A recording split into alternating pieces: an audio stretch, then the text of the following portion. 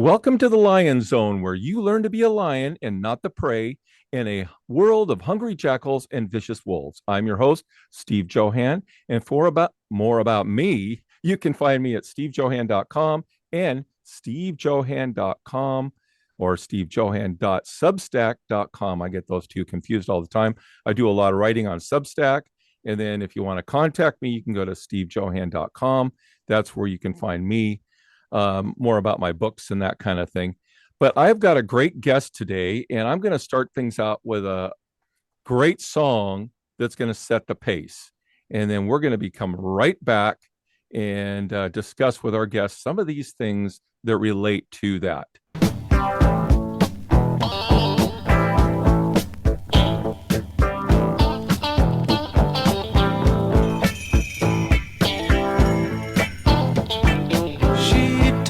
Crazy talk. She talks crazy talk. She talks crazy talk. She can make a man a ruin.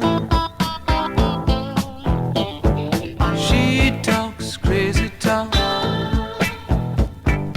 She'd tell you anything. She talks crazy talk. She could make a man a ruin. And if you fall for her line, in a while you will find you can dance, you can sing like a puppet on a string, but you ain't in control of a single thing. She talks crazy talk. She talks crazy talk. She'll tell you anything. She could make a man ruin. She talk mumbo jumbo. Talking mumbo jumbo. That's a little Chilliwack from 1974 called Crazy Talk.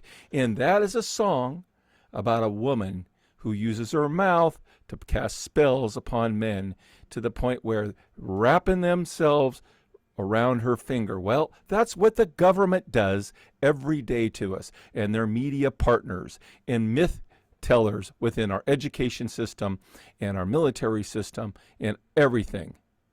She talks crazy talk. Well, I'm going to apply that to our topic today with our guest. So stick with me. Okay, welcome to the show. Again, my name is Steve Johan, and welcome, Jeremy. This guest of mine is Jeremy Hammond, and he has a great website. He's an independent researcher, writer, exposing state propaganda that manufactures public consent for criminal government policies. Oh boy, we're going to have fun on that one. His writings illuminate the true nature of U.S. foreign policy, economic policy, and so-called public health policies. His books include Obstacle to Peace, the U.S. role in the Israeli-Palestinian conflict, Ron Paul versus Paul Krugman, Austrian versus Keynesian economics in the financial crisis, and The War on Informed Consent. You can find him at www.jeremyrhammond.com, and I will have that information in the show notes. And so, Jeremy, I want to just say thank you for joining me on the Lion Zone.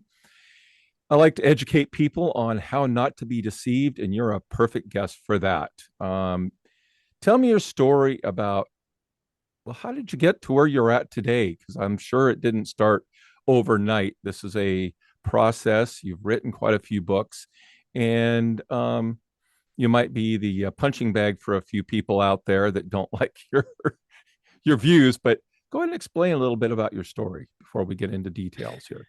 Yeah, well, I got started doing my own independent research after the events of 9/11, and when I considered myself to be above average in knowledge of world affairs and things at the time, but I was still naive enough to ask myself at that time, why would people do this? And just being completely unsatisfied with the answer from the government that, oh, well, it's because they hate our freedoms. And so I was like, well, no, what's the real issue? And so I started researching and looking into U.S. foreign policy in the Middle East, and learning about all the horrible things that we've been doing to other countries over there. and the horrible policies, and it became obvious really quickly what the motive was for what at the time I considered to be a blowback.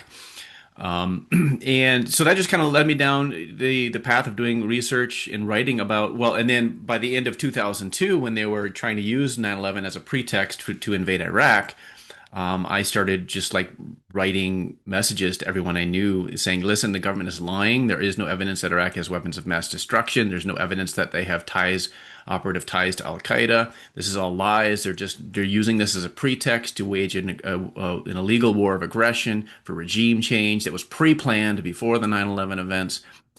And I was just the wall of denial I was met with was really disturbing, and just kind of motivated me to really start being active in just trying to like gather information about how the government was lying and trying to put it out there, and stopped emailing friends and family with this information because it was pointless.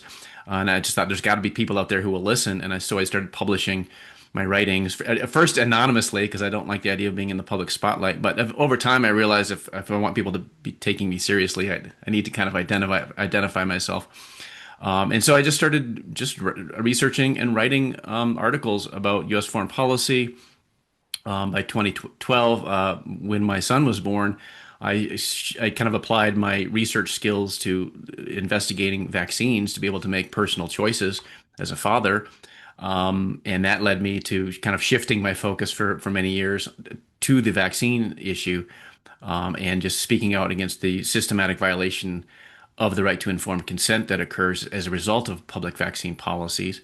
And then, of course, when the COVID-19 madness hit, I was speaking out against the lockdowns, speaking out against the coerced mass vaccination endgame of the lockdowns, and so on.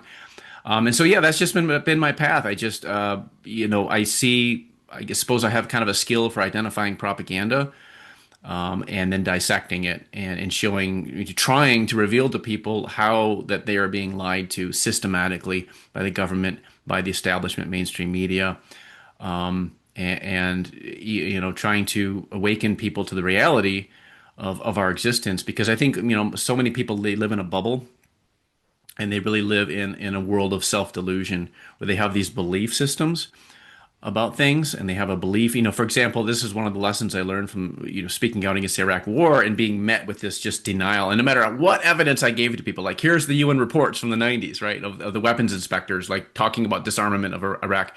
And like they would refuse to believe the information I was giving them that was credible because they chose to believe the lies. Why? Because they had this belief system that I call the state religion, where they just couldn't believe that their government would lie to start a war. It didn't fit their belief system. Right. And Right. so they just dismissed it. And facts and logic could not penetrate that bubble that they've decided to live in. And so that was a real awakening for me that this aspect of human nature, that so many people are that way. And of course, you have people who do have a love of the truth and do seek truthful information and are willing to reconsider their views and beliefs and adjust their opinions about things as they learn. But so many people just have these confirmation biases that it's really challenging to try to get through to people.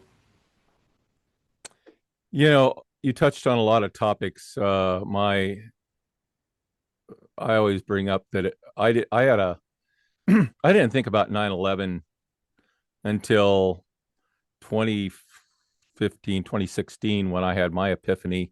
And after God told me stop watching and listening to news and listening to political talk shows, which I did, and I came to work and turned on YouTube to find some music to listen to while I was doing my work, and I came across just on the right hand side, 9/11. I'm like, 9/11. I haven't thought about 9/11 in eons, so I clicked it, and my world changed. And I call it an inside job. I think it was 100% inside job. It was planned.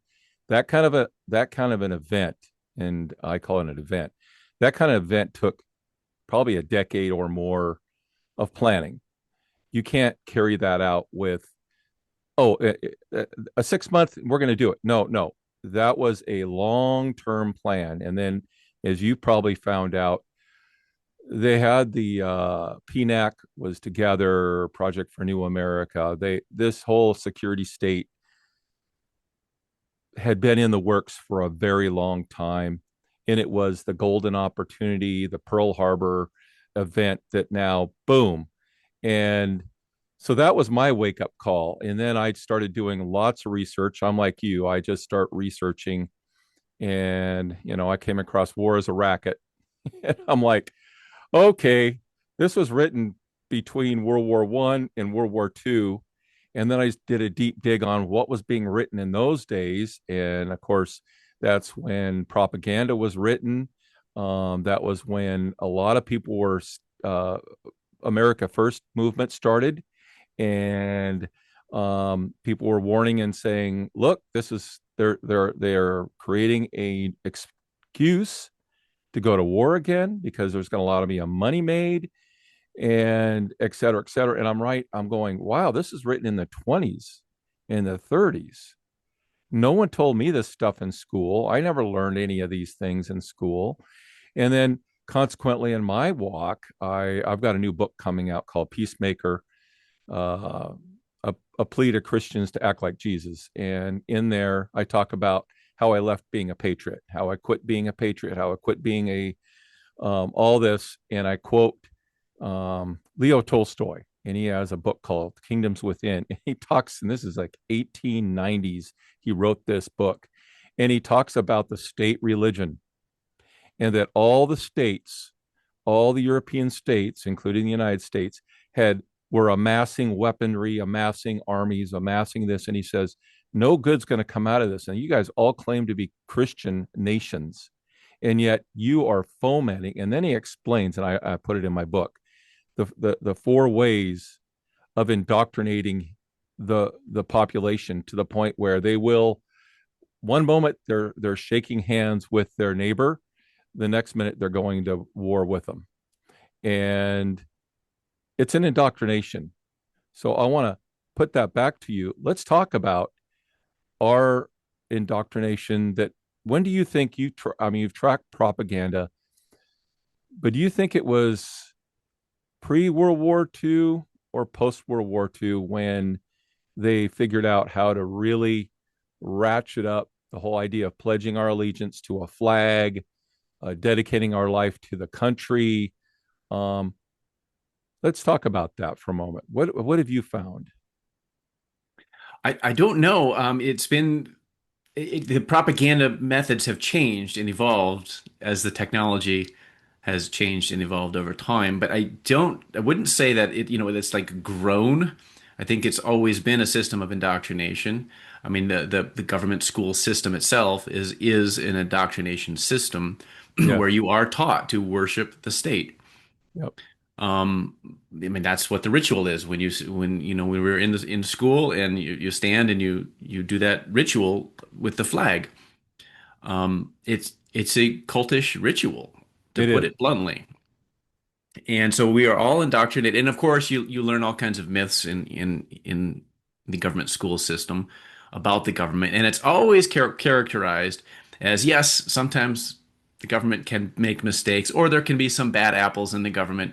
But the government itself as a system is this benevolent force for good in the world. Yeah. And that is the belief system. That's Yeah. it. Yes.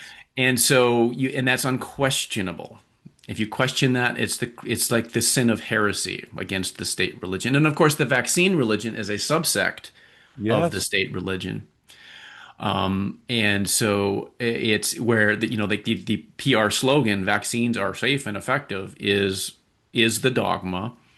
It's a meaningless statement, of course, but it's scientifically meaningless. But if you question that, if you question the CDC's recommendations or the AAP's recommendations, you are committing the crime of heresy Yes. against the vaccine religion. And that's why you have all these emotional, angry, outrageous responses to anything that you might put out publicly on social media or wherever about if you have a criticism. It's the same as if you criticize the state of Israel and its systematic crimes against the Palestinian people, and you'll get accused of anti-Semitism because there is this literal religious belief system related to the state of Israel, Or you have Christian Zionists in the United States who just have this belief that we must stand by Israel no matter what, and they view the ethnic cleansing of the population of Palestine in 1948, which is the means by which the state of Israel came into existence. They view that as the literal fulfillment of biblical prophecy, and so they have all like literal religious beliefs about this.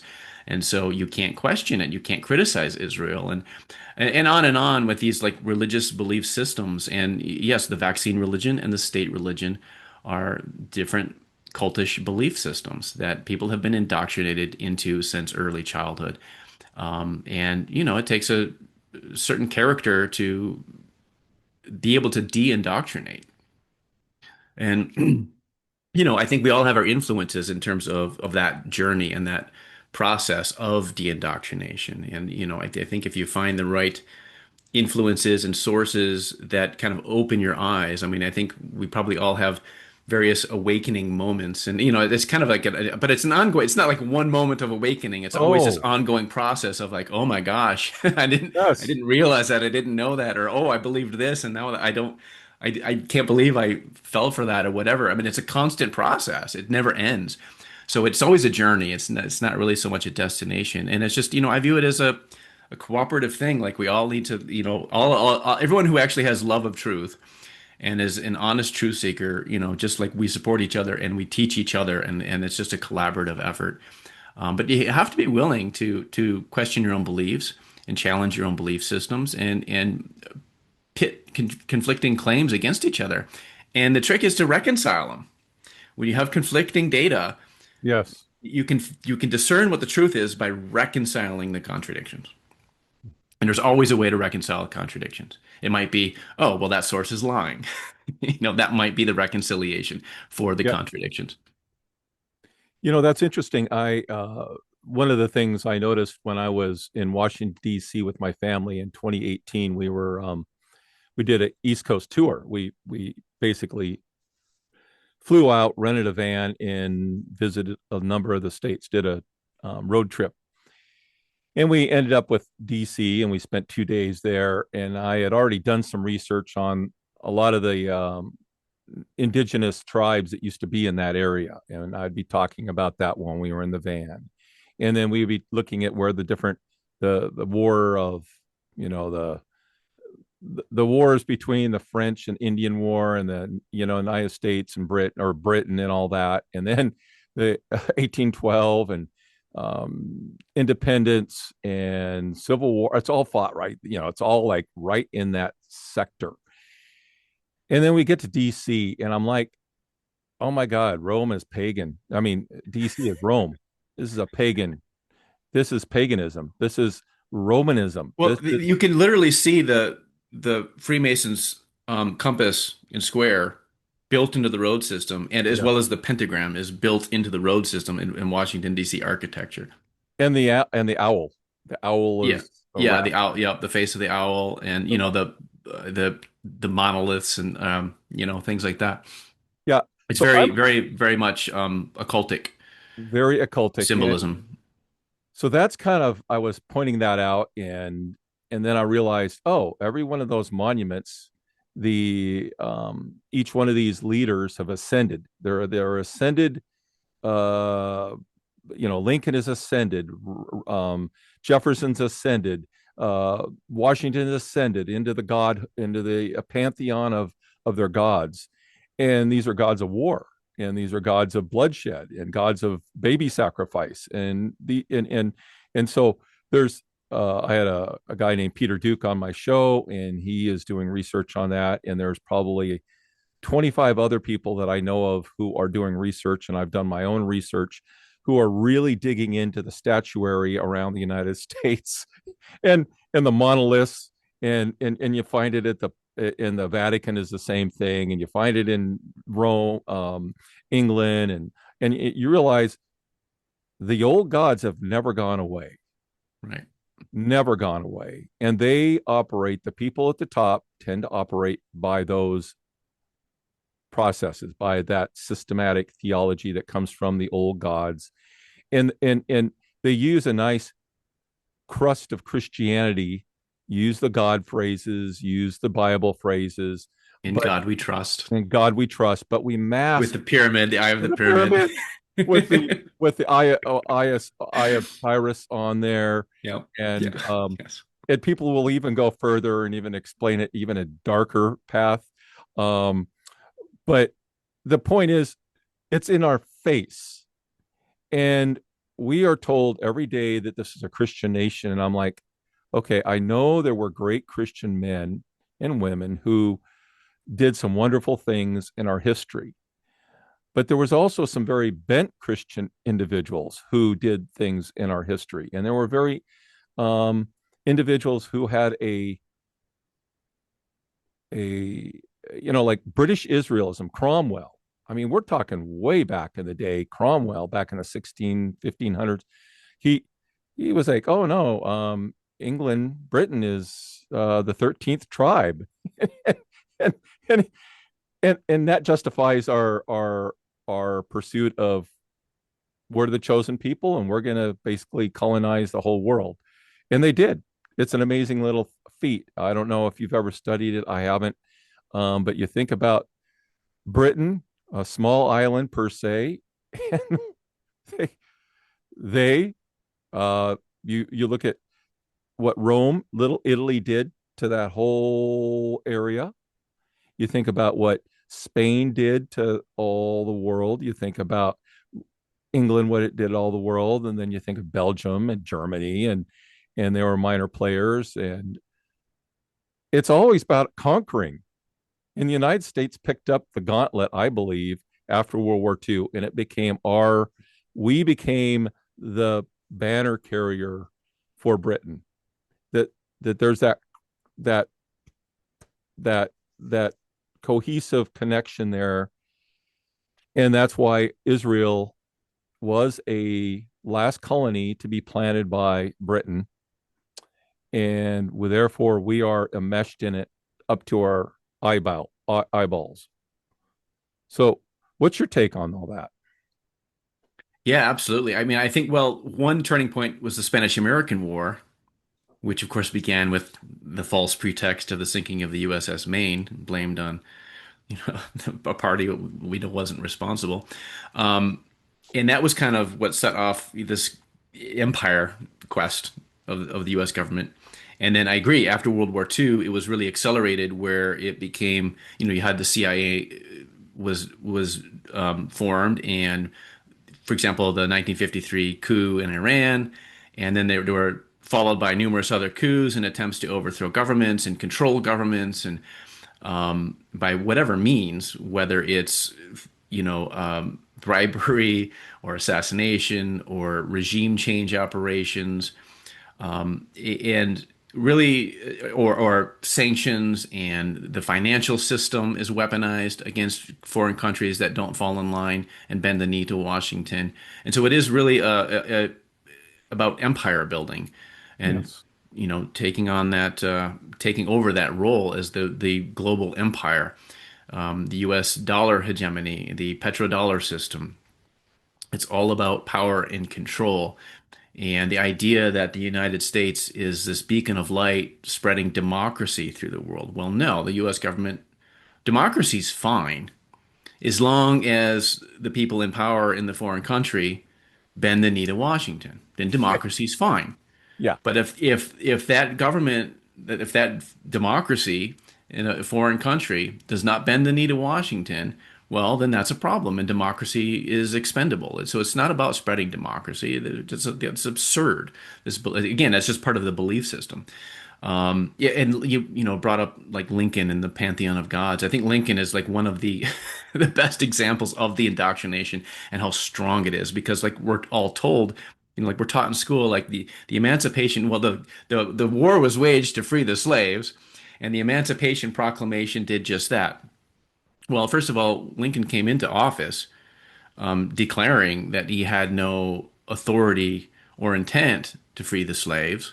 And although he was opposed to slavery, he was also racist. And his idea for dealing with the issue of African Americans living on the continent was for them to be shipped off to Liberia. And we're told again, just read the Emancipation Proclamation. Just read it. Read it for yourself. Because what did it actually say and what did it actually do? It actually was an ultimatum to the southern states which had seceded from the Union. It wasn't a civil war. They call it a civil war. It was by definition not a civil war. But it was an ultimatum to the southern states that if you surrender, you can keep your slaves. That's what it Yes. said. Yes. That's what it said. We're all taught that that the Emancipation Proclamation freed the slaves. In fact, my wife, who's from Taiwan, when she went through the nationalization process and to become a U.S. citizen, that was one of the questions on the citizenship test of about like what did the Emancipation Proclamation do? And the correct answer is free the slaves. And yet you can go to the National Archives website, the government website, and look up the page for Emancipation Proclamation, and it says, well, while it didn't actually free any slaves, and it's just like this is the level of cognitive dissonance, between like historical truths and the indoctrination system. And so to pass the test to become a U.S. citizen, you have to believe in the mythology, right? You have to demonstrate your knowledge of the mythology. Yes. So yeah, it's just this is the way things are. Like people have this delusional belief system where they believe things that are just absolutely historically untrue, logically impossible, and there's just all kinds of cognitive dissonance where they believe like multiple contradictory beliefs at the same time. And so it's trying to get through to people and make them realize that what they believe doesn't actually make any sense and it doesn't withstand any scrutiny. That's a big challenge, as you know. Well, when your income is tied to it, it's very difficult, Yeah. very, very difficult for people to accept that what they are doing is actually a lie.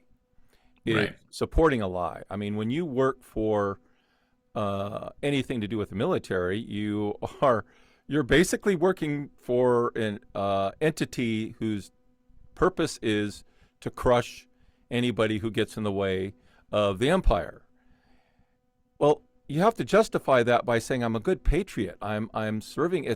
We're making these bombs to keep people free around the world, to set people free, because otherwise you would go to work and recognize, my God, I'm uh, this is akin to working in an abortion mill. I mean, you know, people go to work at abortion mills and oh, well, I'm just giving women freedom of choice and they don't have to be burdened down with that baby they don't want. So I can accept the fact that that's my job. And so when anything that's tied to a lie is tied to your paycheck, it's very, very difficult for people to um, break free, because now all of a sudden they're going to have to face the reality of, wow, what I'm doing may not be right. I may have to make a course adjustment. And we saw that Hmm. with COVID. I Yeah. mean, we saw that with COVID. How many people went along with the agenda, even knowing deep down inside they went, this just does not seem right at all. We've been through things before. Why am I being forced to do this or told an ultimatum if I don't get a jab that I'm going to lose my job? And so instead of calling out their company and saying, you can't do that, that's discrimination, um, they folded. And then because they folded, a lot of people then had to justify their their folding rather than questioning, until you get people like the founder of Dilbert, who had horrendous backlash after taking the vaccines after being very pro, and then even died recently. And he started coming out and saying, oh my God, I was wrong. You guys are right. I was wrong. And now I'm going to suffer for it. And a lot of other people who've actually suffered have now started speaking out. But talk about that. Talk about the whole that process of being tied, your identity, your identity politics, And your income.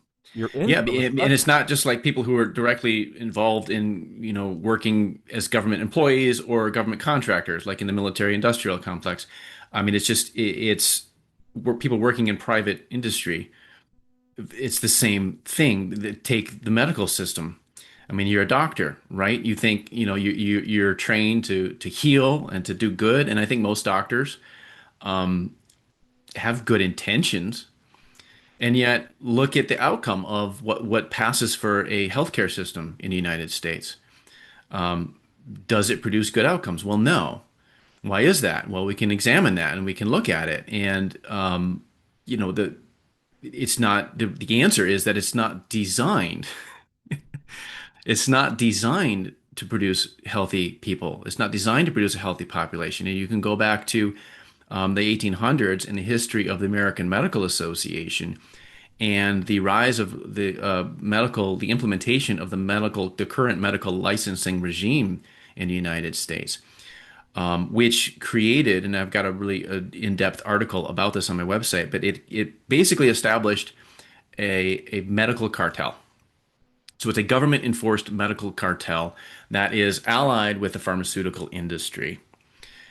And so you wonder why you have this, outrageous healthcare costs and expenses and expenditure annually in the United States and such horrible, horrible health outcomes with a horrifically sick, an alarmingly sick population, including this a chronically ill childhood population, which has a lot to do with vaccines. Yes. I mean, here they're telling us that that vaccines have nothing to do with it.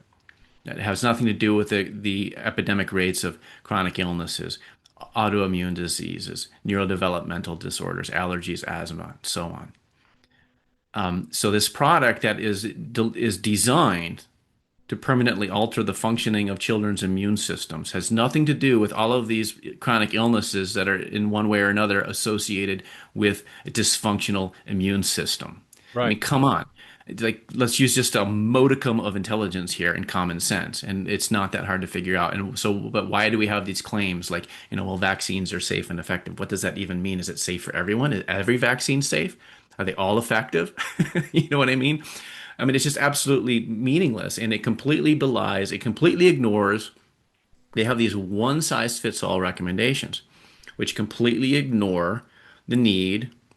And if you want to see what is scientific, what does science tell us? Well, the science tells us that there is a need for an individualized risk benefit analysis. Every vaccine, every child, individualized. And because not every child is at the same risk of the diseases that the vaccine is designed to protect against, and not every child is at the same risk of being injured by the vaccine. And so this idea that you can just have like government bureaucrats in Washington or state capitals like make this determination and do this risk benefit calculation for an entire population, and we're just supposed to go along with that and blindly obey and line up and get our shots just because that's what the policy is. It talk about anti-science. It's absolutely ludicrous. Yeah. This, that you, and then if you advocate informed consent, I mean, there's literally a study in the Journal of Vaccine, I think it was 2019, that came out, and it was criticizing Children's Health Defense for supposedly spreading vaccine misinformation, right, on Facebook.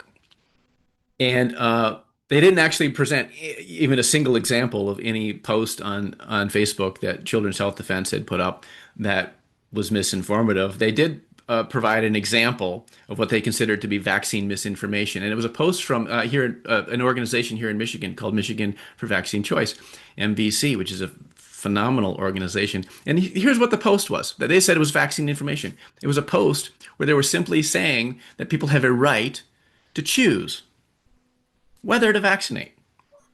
It was literally, they didn't make any claims. There were no statements of fact. Right. It was literally simply expressing the point of view that Yes. people have a right to informed consent.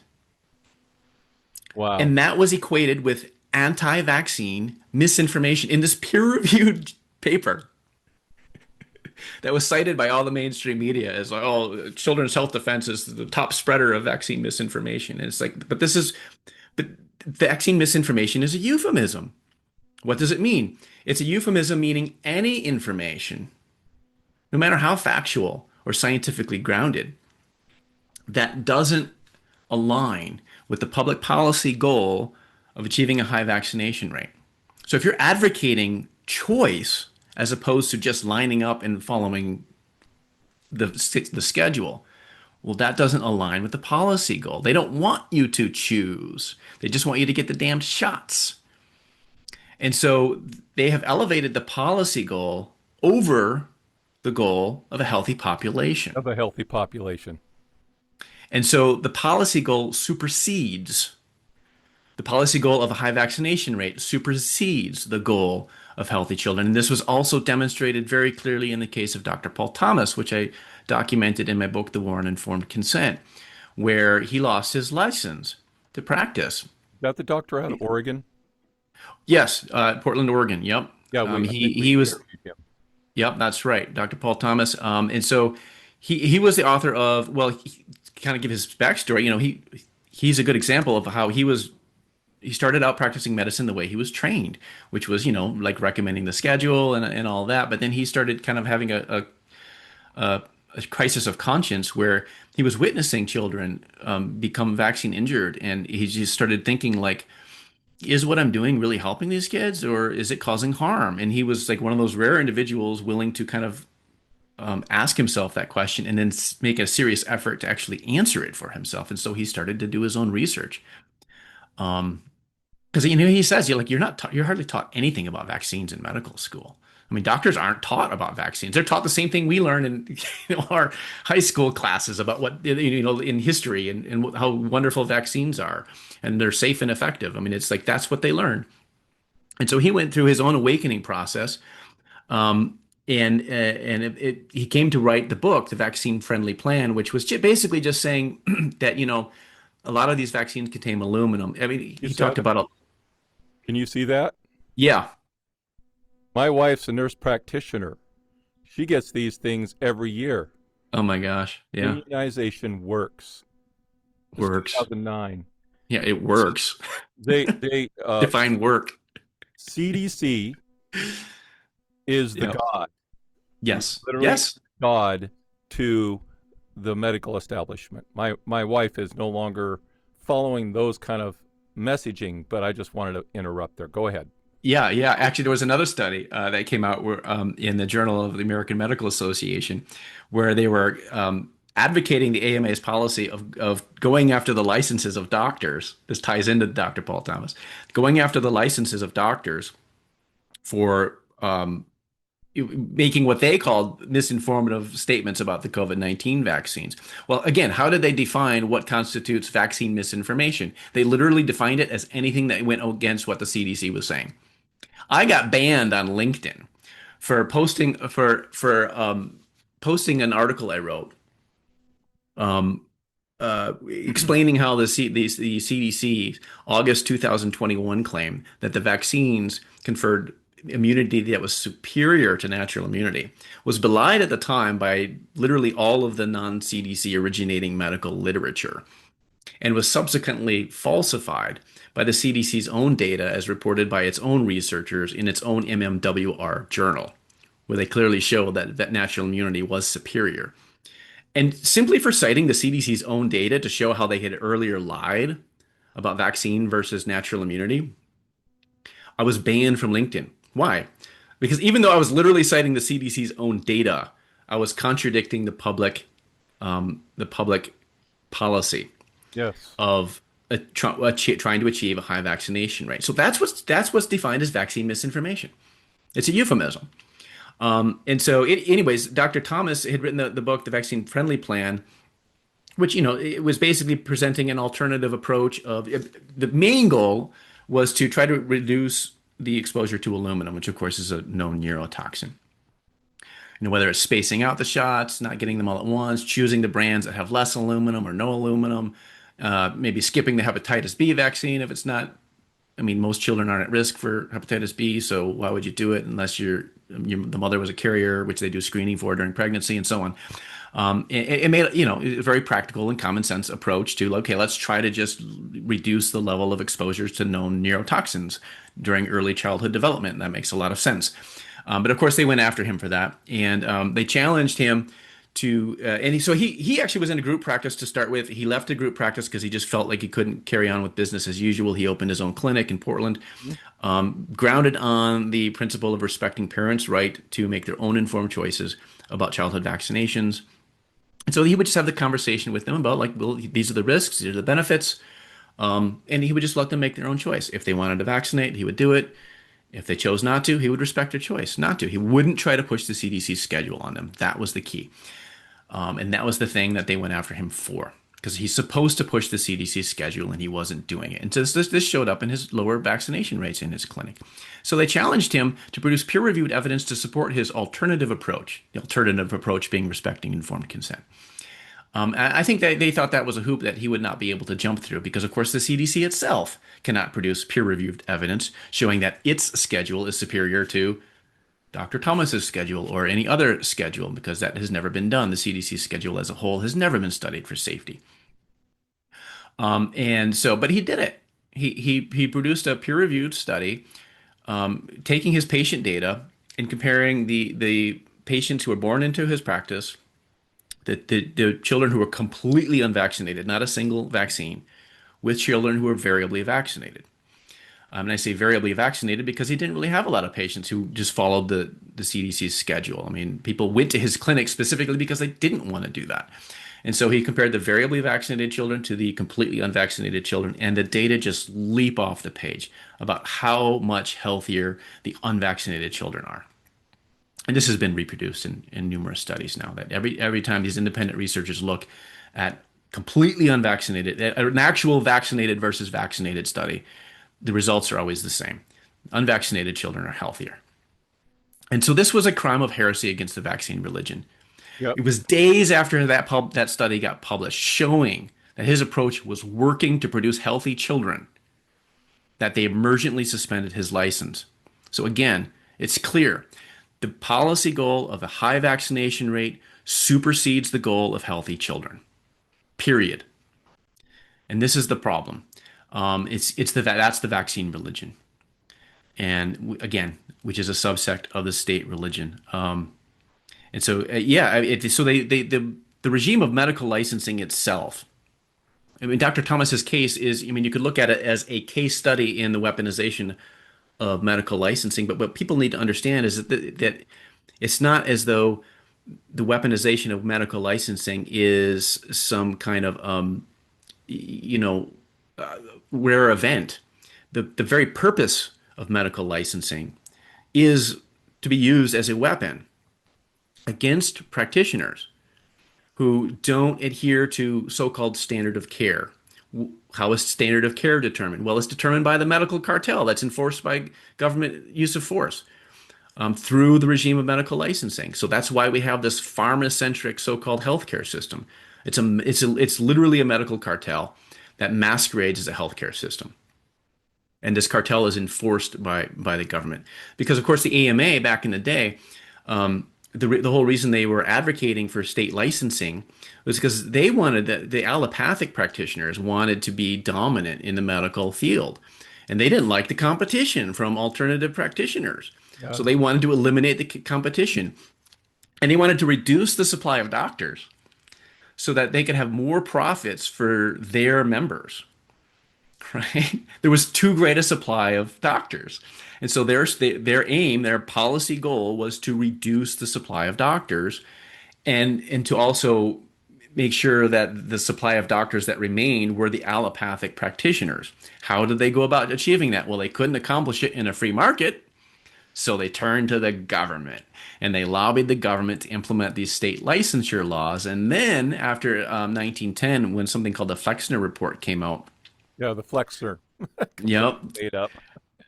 Which is really, really important because what happened is they were making progress just with the licensing boards being implemented in various states and basically relying on the AMA to basically establish what counts as credible medical authority and so on.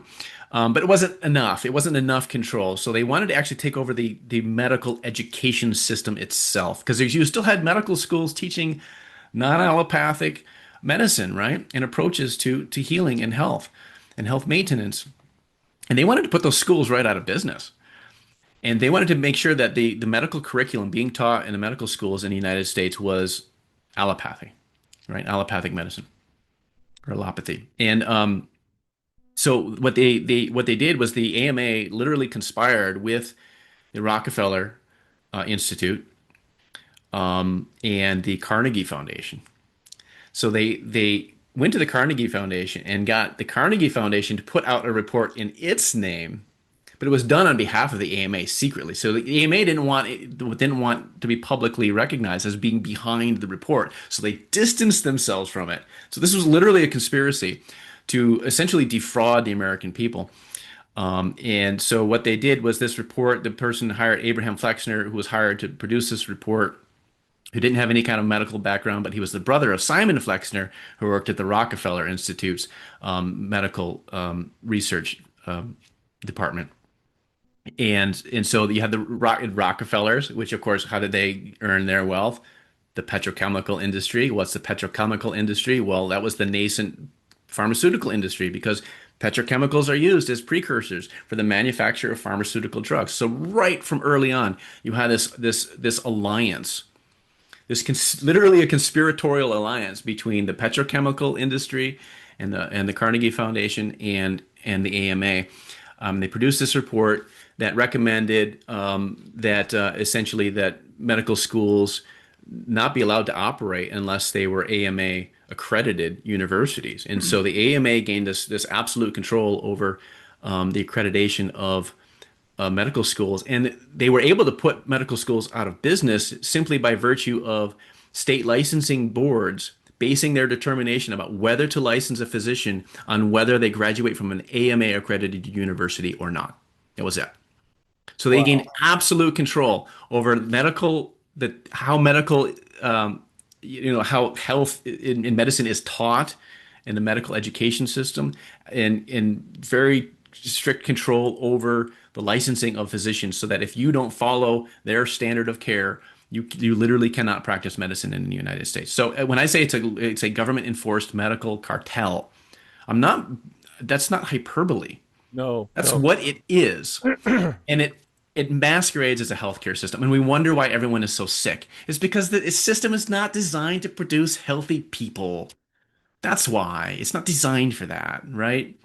So and it's frightening, because if you talk like this to most people, they're just like, they want to just think you're crazy, because glaze over. They can't deal with that reality. It's too scary. It's too frightening for them. It's too uncomfortable. They like their comfortable bubble of believing in these fantasies. They don't want to know what reality is, because it's too scary, because that's, and frankly, I understand that. I'm sympathetic with that, because it's terrifying. But I'm just one of those people that, like, I'd rather know the truth, even if it's uncomfortable, Yeah. So I keep digging. That's why you're on the show. And it's very discomforting, but I have to be honest with myself, and that's the truth. So I point out in my writings that the plan of the guys, that the Carnegies, the Rockefellers, the elitists, they really do look at the human race as cows, and to be harvested, to be used as cannon fodder, to be used as work mules. They do not view us as equals, and therefore they design within the system processes to dumb us down and keep us at this serf level. They believe themselves to be the monarchs. They want to stay at that monarch level, and they need us just smart enough to be able to create the things they need to use for what they want to use. But they don't want you to see behind the curtain and recognize that, yes, indeed, it's more profitable for them to make money off of sick people than it is healthy people. and it's more profitable to make money off of people who will gladly lay their life down for their country, as opposed to say, no, I'm not going to lay my life down for my country. I'm not going to kill somebody that I don't know that never did anything to me. So this system is in place. I have a document, Bilderberger group out of 50s, put the thing together. I put it in my book. But these kind of writings, you find them. So talk to me about how, because it's like you would think, I want my population to be the healthiest population. I want it to be the smartest population. I want it to be the most achieving-oriented population, because then by virtue of that, we will be superior, and we'll create an economy, we'll create a country, we'll be able to spread that, and everybody's going to benefit. It's going to be as Stephen Covey used to say, win-win, and the guys at the top are still going to make money. So why is it, do you think, other than I believe it's a spiritual thing, why do you think that the power the corrupt people who are at the top stay corrupted and prefer sickly, dogged, go along type populations versus healthy, independent, strong, we're gonna change the world kind of populations? That is such a good point and good question, because it's so right. I'm so glad you brought that up, because it is completely economically short-sighted. Because I mean, if you think about, if we just had a system where it was designed to produce healthy people, as opposed to, like if we had a free market in healthcare, and it was designed to produce a healthy population, as opposed to producing profits for the pharmaceutical industry and these privileged medical trade organizations, right? If it was designed for the proper purpose, if the government wasn't involved to completely twist it and distort it and turn it into something it's not supposed to be, then yeah, everyone would be better off. We'd all be healthier. We'd all be more prosperous, Happier. and including the people at the top, right across the range of economic, classes. And so, yeah, why is it that they wouldn't just prefer to go that way? Well, I think it's because it's a certain type of individual who becomes wealthy by utilizing the existing system, right? And so when the wealth you've built wasn't built off of, like out of free market competition, for example, but you're a crony capitalist and you have built your empire by utilizing government force to achieve your financial aims. Well, now you're in a position where you don't want to lose that standing, There you go. because you don't know how to generate that wealth in the free market economy. You require the government force to be utilized on your behalf. And so I think that's why it perpetuates, because it's this sociopathic, narcissistic, psychopathic type of self-interest that is placed before the interest of not only themselves but everyone else. And so it's a parasite class. Yes. And so the parasites, they're not willing to recognize that we could organize and structure society in a different way that would be better for everyone, Everybody. including themselves. Yes. Including themselves.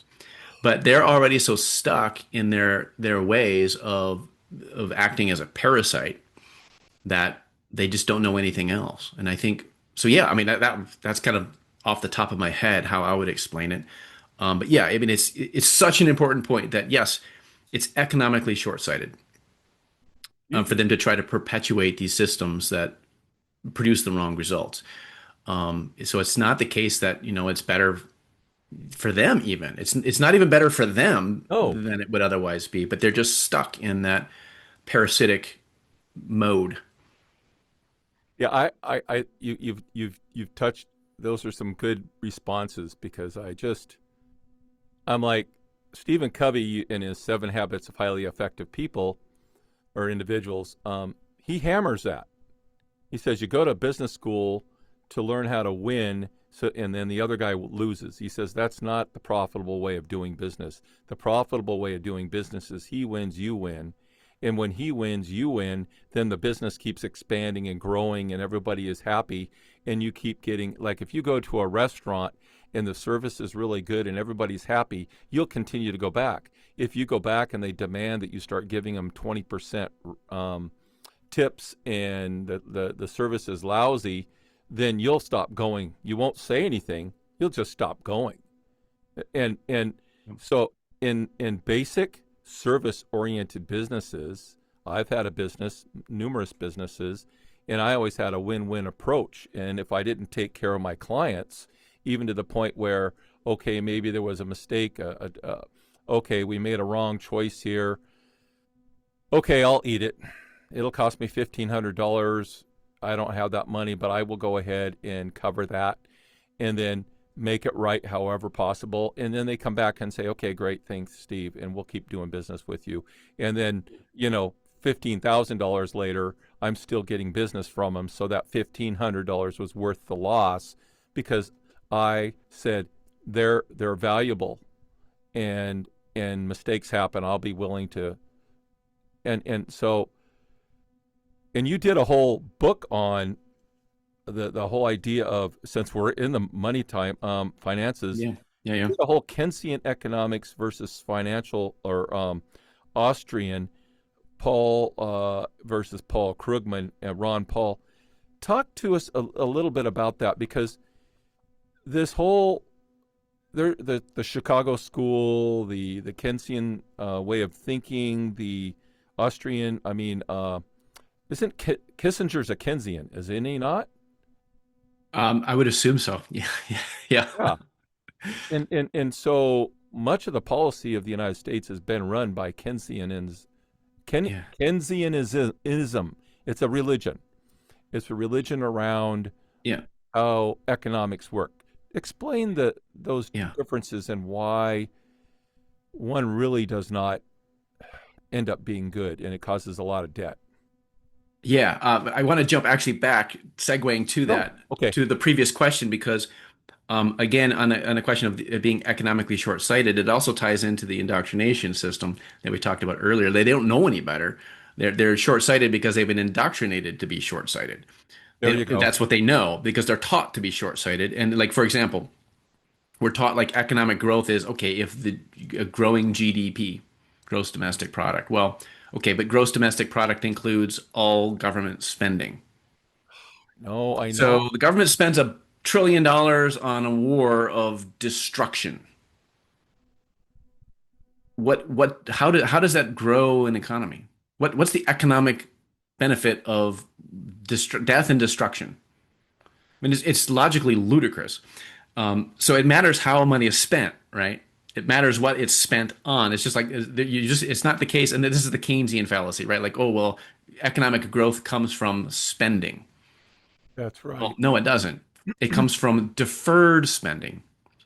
It comes from working hard and building capital that you can set aside for the future and investing that capital into improving your means of production. And so in becoming more efficient at producing goods. And so you're able to, by investing capital, you're able to produce better goods and services at a lower cost. That's how you compete in a free market. And so when that happens, when people are able to go out and buy better goods and services at a lower cost, well, guess what that equates to? A higher standard of living for all of society. It increases all of society. It brings everyone up when that happens. Yep. That's true economic growth. Economic growth means an increase in society's standard of living. That's the true definition of economic growth. But they teach you all this nonsense about what economic growth is. They have all these, indoctrination methods and terms, where we're supposed to believe that if the government spends money, that contributes to economic growth, period.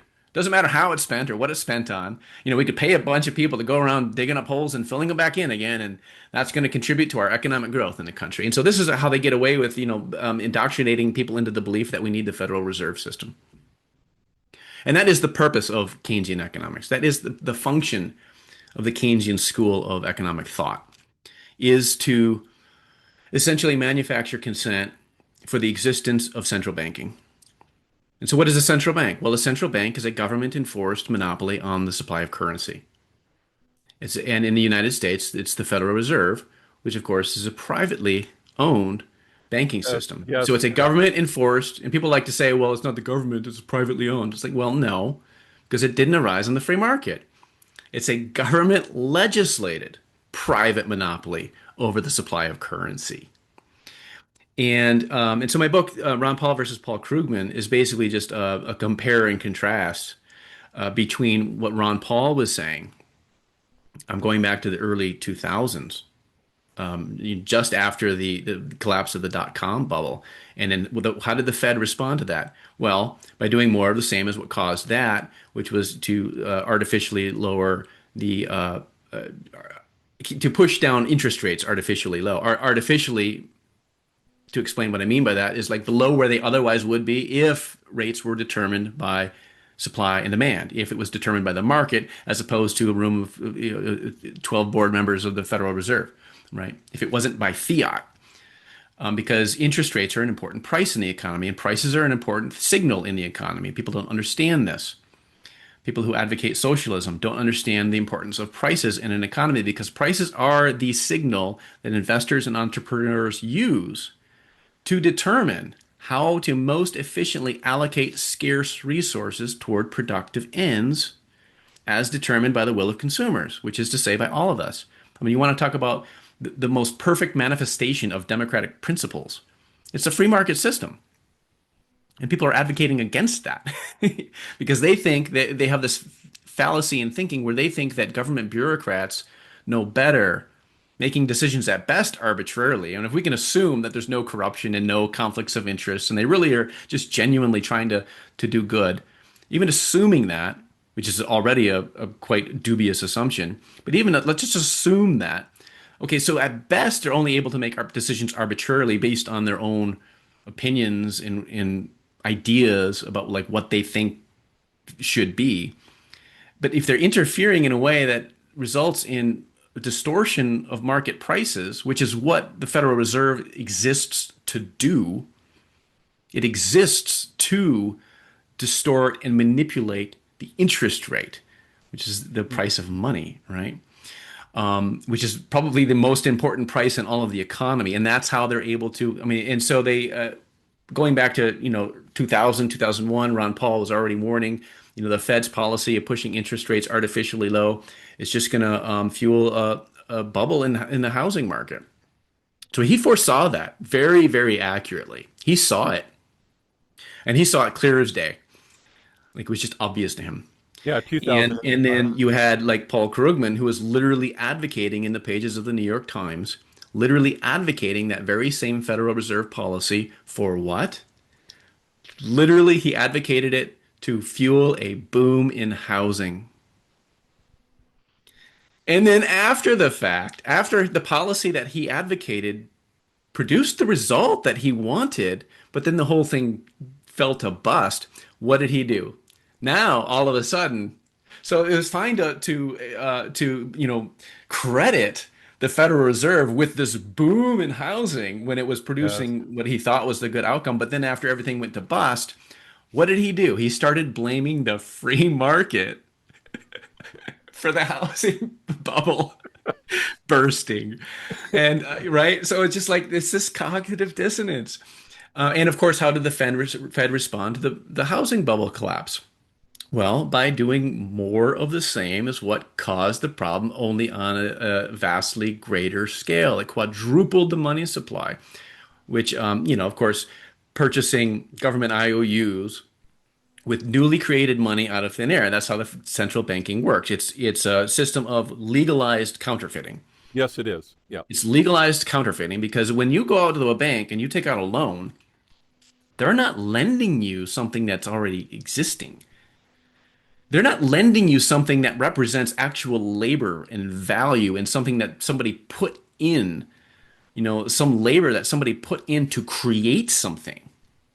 they're not lending you anything that's of real value. They're literally creating new dollars out of thin air.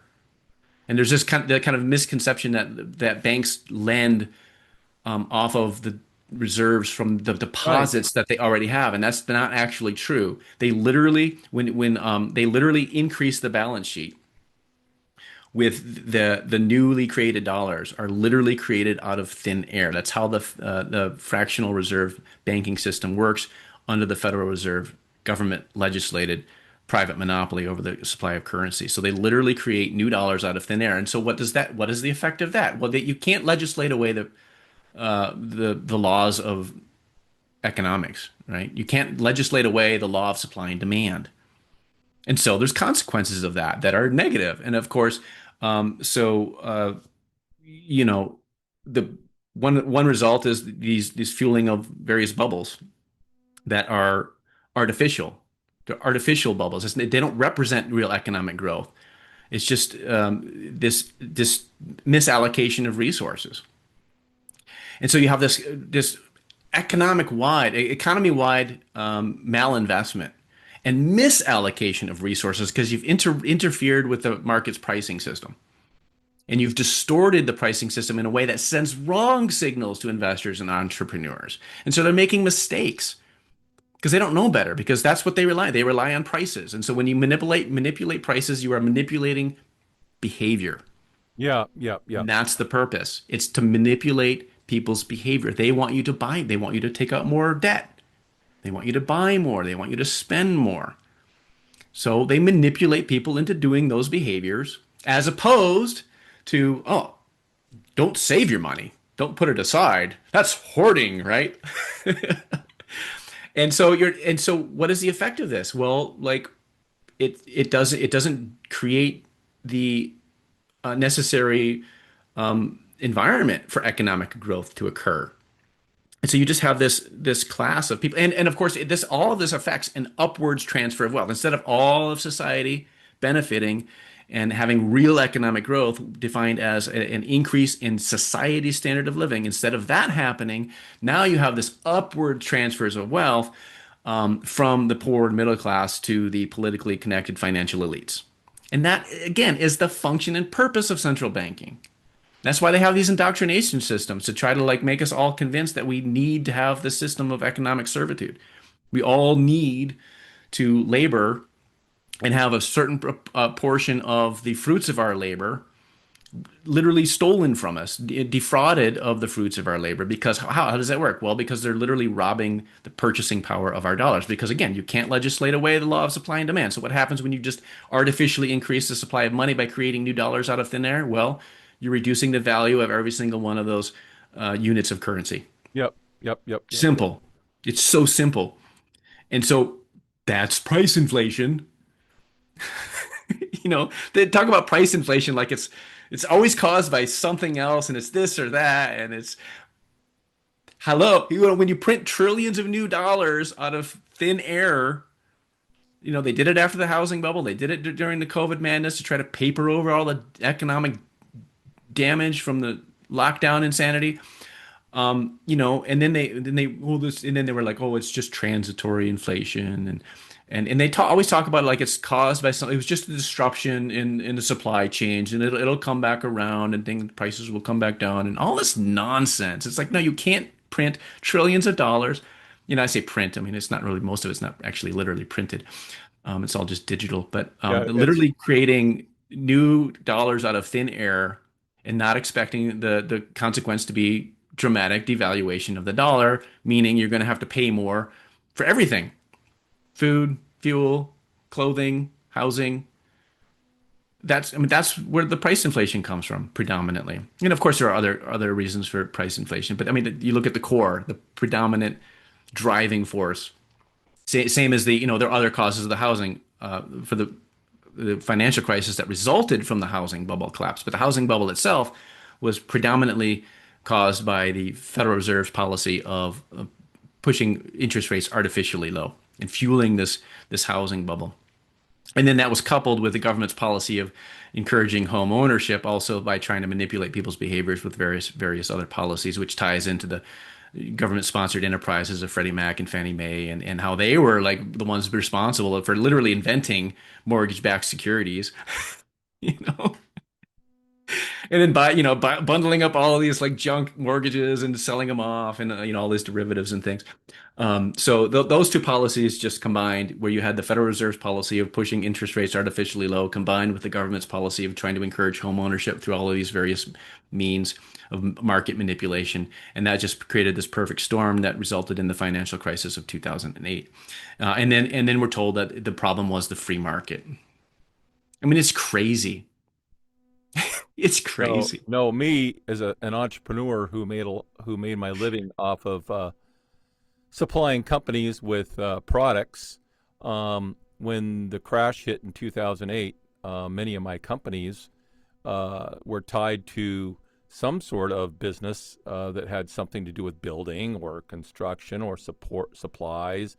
And basically, I get the call, Steve, we can't do business right now. We're laying people off. We can't deal with we can't do this, or we're shrinking our vendor base, and you didn't get in, and it basically closed my business down. I had a sound image solutions, which was a ad specialty company. I did promotional products, everything screen printed, embroidered, all that kind of stuff in all the companies. I had billion, multi-billion dollar corporations I worked with. I had smaller companies, and everybody was hit. And I had friends that lost their second homes. I knew people who lost their jobs that were tied to the trades. It was horrific, and people just don't realize there were whole tracts of homes that were vacated in everywhere. And the only guys that stayed alive were the guys that were doing remodels, because that people would just stay in their home and they could afford to get the remodels. But that was the result, not because of me. I'm offering services, my clients were offering services, but we all got affected by the manipulation of the money and the mortgages, the junk bonds and all that. And that was the outcome. Now I'm looking at what's going on with the economy, and the interest rates have stayed up, and it slowed the market down. I mean, houses are not selling like they did, and I think it's fine. I mean, I've got a second home. We're making a mortgage payment on it. We've got a renter in there, but we pay extra on top of that because we have to.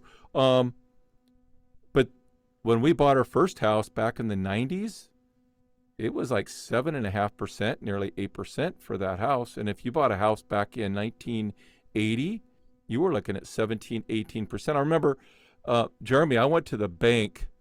My buddy said, yeah, you don't have any credit? And I wanted to buy a motorcycle. And he said, don't buy it with cash, get a loan from the bank. And here's how you do it. Go to the bank, get $1,500 worth of CDs. They're paying 13% interest. And then once you got that, then you go to the same bank and say, I want to get a loan. Can you give me a loan against my CDs? And they go, yeah, we can do that. And so I paid the loan off in a year, but now all of a sudden I established credit the smart way. Yeah. But the other thing I want to ask you about, my sons and their generation, they're in their 20s and 30s. They've started looking at, and they are using, I would say, universal or whole life, their life insurance, so they can actually loan off their own money and then pay themselves back. And it actually works out better than if they take the loans from a bank. Have you heard about that? I may have heard of it, but I've never looked into it. Yeah, I Yeah, mean, so I don't know anything about it.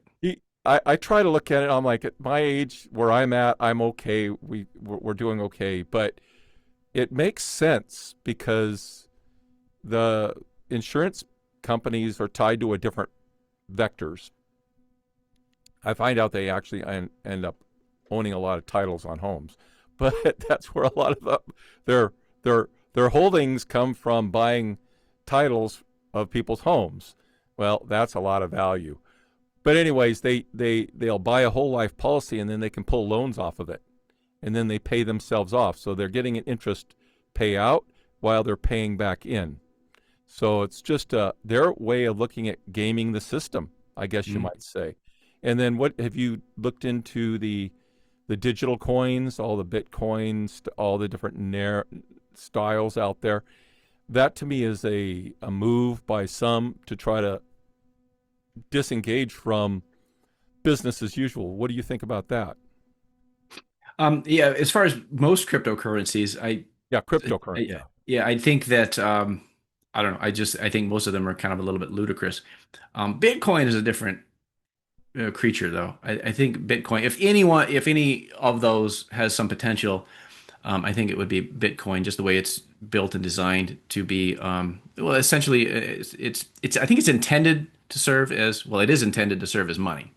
It's not fulfilling that function currently, but I think it has potential to maybe someday fulfill that function. And like the inability to inflate it. I mean, there's only so much inflation of the money supply, or of the whatever you want to call it, the Bitcoin supply, that can occur because of the cap on it. I mean, that's just built into the system. So it's not like the fiat currencies. In most of the cryptocurrencies are basically fiat. You know what I mean? Where there is no, I mean, they can just keep creating them like out of thin Like air. the Doge coin that Yeah. Trump made billions off of. I mean, Yeah, and I think they see the writing on the wall in terms of the unsustainability of the current Federal Reserve System. I mean, which ties right into the U.S. petrodollar and the threats to the petrodollar system, which I think, ironically, Trump has probably helped speed along the demise of the petrodollar system with his outrageous illegal war on Iran. But anyhow, I think most of these cryptocurrencies are I think junk. You know what I mean? Okay. And I think that the powers that be are probably trying to. I mean, I think they would like to have a central bank digital currency, a CBDC of some kind, that would kind of replace. They would kind of like just shift. It would be a transition from the current Federal Reserve note system, which is already very largely digital in nature, but something more tied to something that would be more conducive toward even greater control over the population. I'll put it that way. Where it would be tied into, when you think about the book of Revelation, it's like you can't buy or sell without the mark of the beast kind of thing, right? Like where they can literally just like prevent you from being able to utilize their digital currency if you don't meet their social credit score or whatever it might be, right? They want to be able to tie. I mean, they've experimented with that in China, and I think, I don't want to sound too conspiratorial here, but I mean, let's just face reality about the nature of people in power and what they're willing to go to in terms of manipulating people and in trying to control people. And we've talked about false pretexts for war, going back to, forever. Forever. I mean, there's the Gulf of Tonkin. We talked about 9/11 a little bit.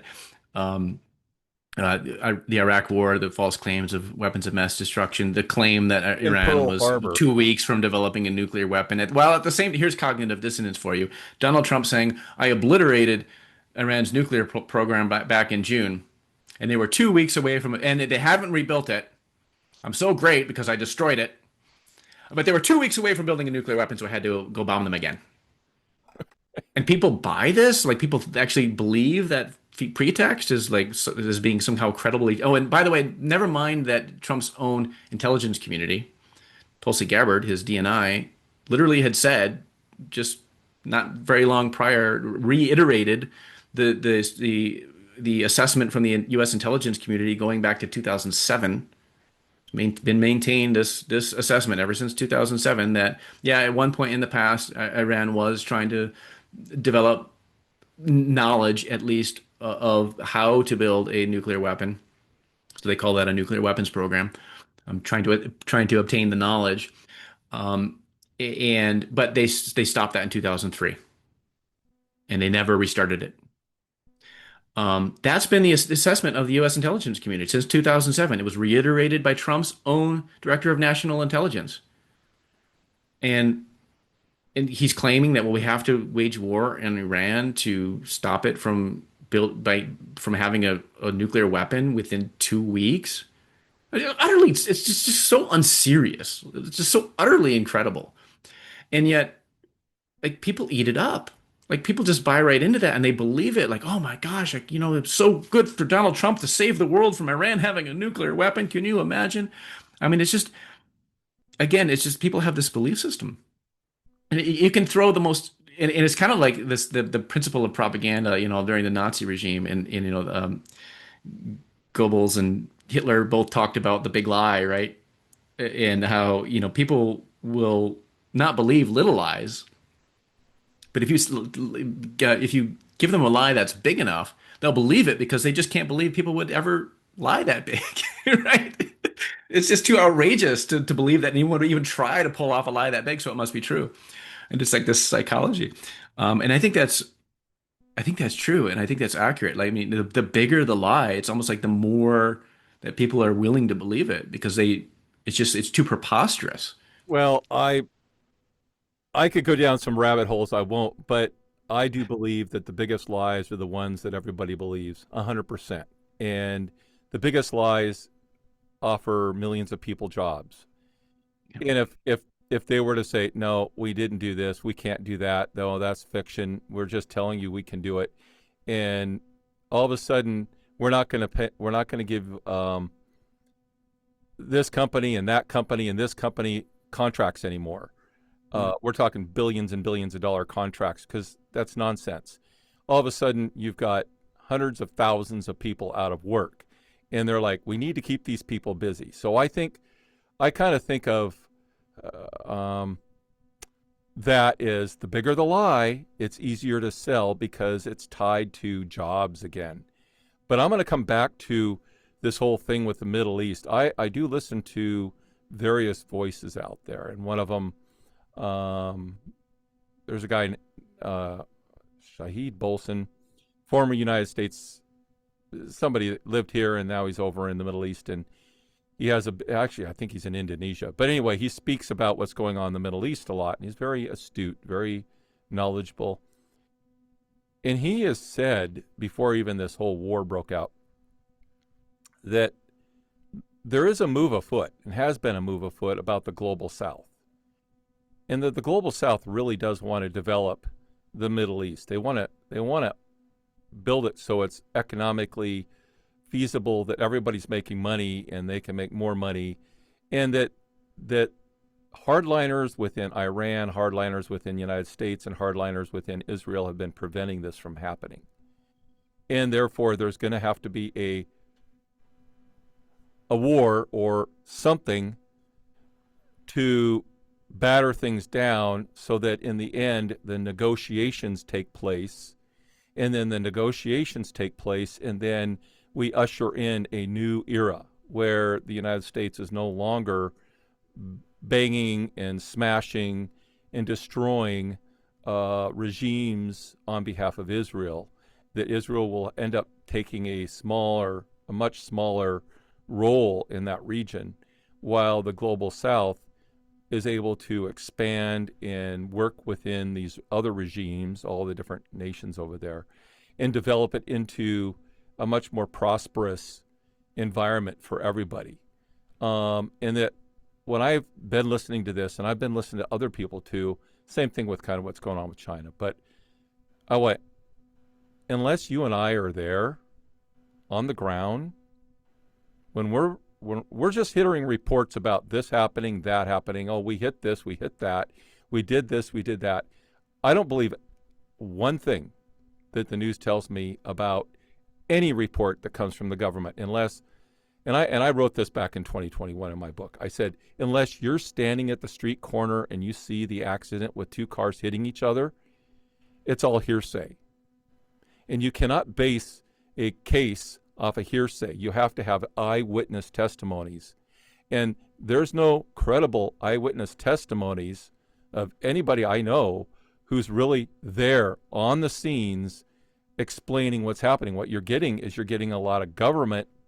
All governments are telling you what they want you to know. And so I'm wondering if this whole thing is a dog and pony show for everybody's benefit, so that in the end, this new era moves in. What's your? Have you thought about that? Have you even has your mind even gone there? Yeah, I mean, I've seen quite a few arguments, pro-Trump arguments, right? Where And I'm they're not pro-Trump. I'm yeah. Well, but these are where I've seen that type of argument come from, and I don't. Maybe this guy that you're referring to, this source, no, no, no. I'm not familiar with. Maybe he's not coming from that angle, but No, not at all. it's mostly people who are trying to like justify and defend Trump's No, no, war. no, no, no. This guy's Yeah. not going that at all. He Okay. thinks Yeah. Trump is as corrupt as ever. He's Yeah. just a Okay. tool. He's just a Yeah, tool. well, so that's a different line of thinking then. But the line of thinking that I've seen very often is, that it goes back to Trump's first term, and you had the whole QAnon Oh, we're gonna movement. put Hillary in jail. We're gonna clean up the Right. And sewer. yeah, all these Yeah, Trump that's is secretly nonsense. working behind the scenes to dismantle the deep state. And it's like Yeah, they're that's nonsense. even after everything I we know. have this whole first term to look back on and learn like, okay, well, how do you tell the true prophets from the false when all their prophecies didn't come to pass, and No, yet no, no. he comes back to a second term and they're still prophesying the same things. And so I've seen those type of arguments where, like he's secretly trying to bring down the deep state with this I get war, and those too. he's gonna dismantle the US petrodollar system and say, I mean, I think if you were gonna make a case for Trump playing 5D chess, that would be it. Be like, oh, okay, so he's deliberately trying to essentially hasten the end of the petrodollar system. I mean, if you were going to make a case that he had some kind of secret plan to, like take Right. down the deep state, like that would be it in my mind.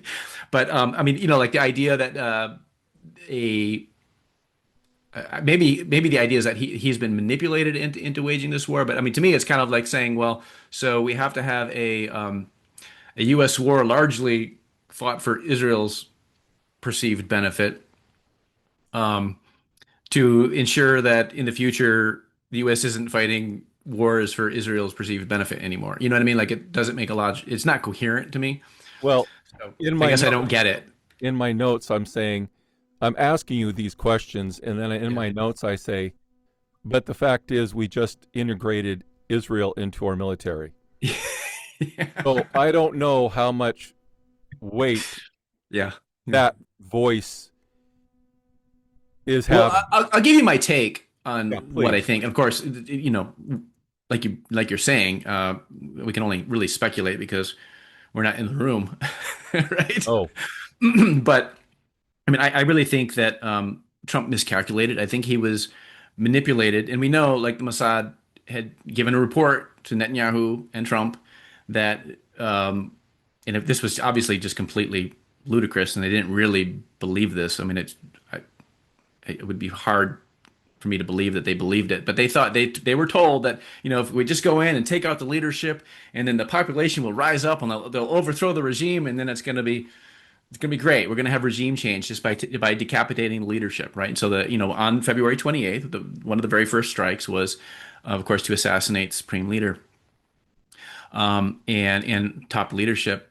But of course, it just didn't happen. And then, I mean, you look at the U.S. sanctions against Iran under Trump, and I mean, they're targeting the civilian population. I You always. get people. This is another pretext that we're going to free the Iranian people. I mean, come on, all right, that's what they told us about Iraq. We're going to free the Iraqi Oh yeah, people. they do that about Venezuela, but they Yeah. lock up $40 billion worth of their money, so that.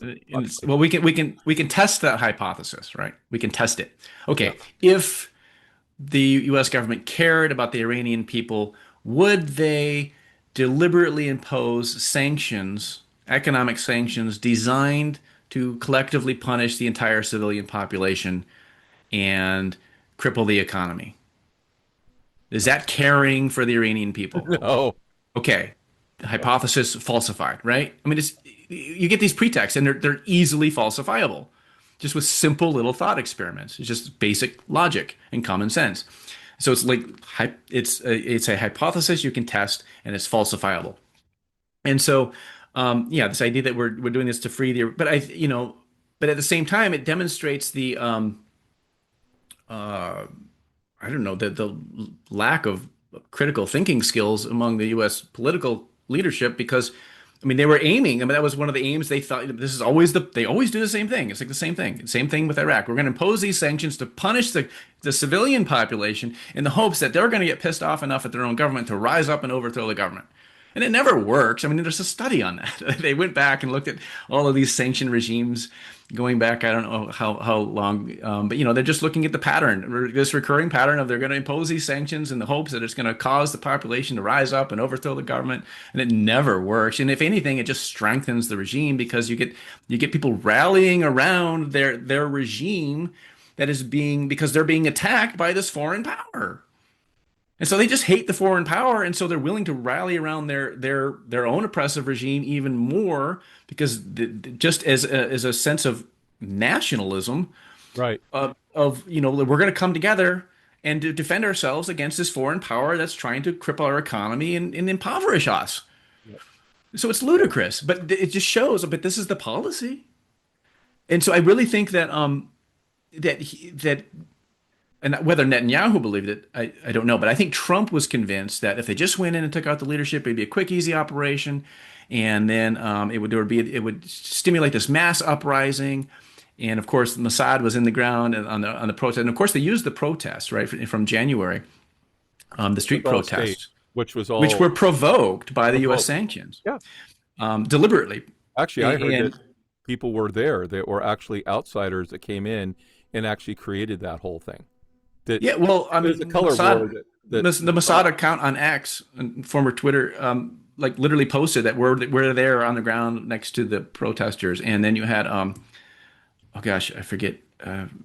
Anyway, former State Department official under Trump's first term coming out and saying, yeah, well, it's just great that with Mossad's there, and you know what I mean, like just open acknowledgments of, I think what is a reasonable conclusion that yes, of course they were operating alongside and essentially trying to um, they were using violence, right? There were yes, acts of terrorism occurring yes, during these protests, and so they were provoking a more authoritarian response from the regime with the deliberate intent of then utilizing that oppressive response and brutalization of protesters as a pretext for war. And yep, I actually literally I wrote an article during the protest, and it was January, either late January or early February. I published this article explaining how they were going to use these protests as a pretext for a war against Iran, a war for regime change. And next thing you know, February 28th, they're launching this war. So I mean, I literally predicted it and called it, and because of the how they were using those protests as a pretext. And so, I mean, you can just watch and see what they're up to, and predict these things. Same as I predicted the Iraq War, and saying, and they're not going to find any weapons of mass destruction because evidence is that Iraq has none. The evidence is, and this is all public record. The evidence was that Iraq was disarmed in 1991 under the UN inspections regime. That's yep. what the evidence said. But anyways, so yeah, so I think that I think Trump really miscalculated. I really think he thought that he was going to go in there and it'd be a quick decapitation campaign, and of course he was high on his ego because of what had happened in Venezuela and the quote unquote success of the operation to kidnap the head of a foreign state in Venezuela, and that violation of international law got to his head, and he just had this, I mean, he's a narcissist, and he's power hungry, and he just loves wielding power and control and being over other people, including in other countries, and he just, I think he thought that it would be a quick thing, and then of course he became bogged down in it, realizing that he was in a situation that he didn't want to be in anymore. But at the same time, he's got to find a face-saving way out. So he's trying to preserve his ego while also, extracting himself from the situation he got himself into, and that has proven an impossible task, and that's why it's still going on.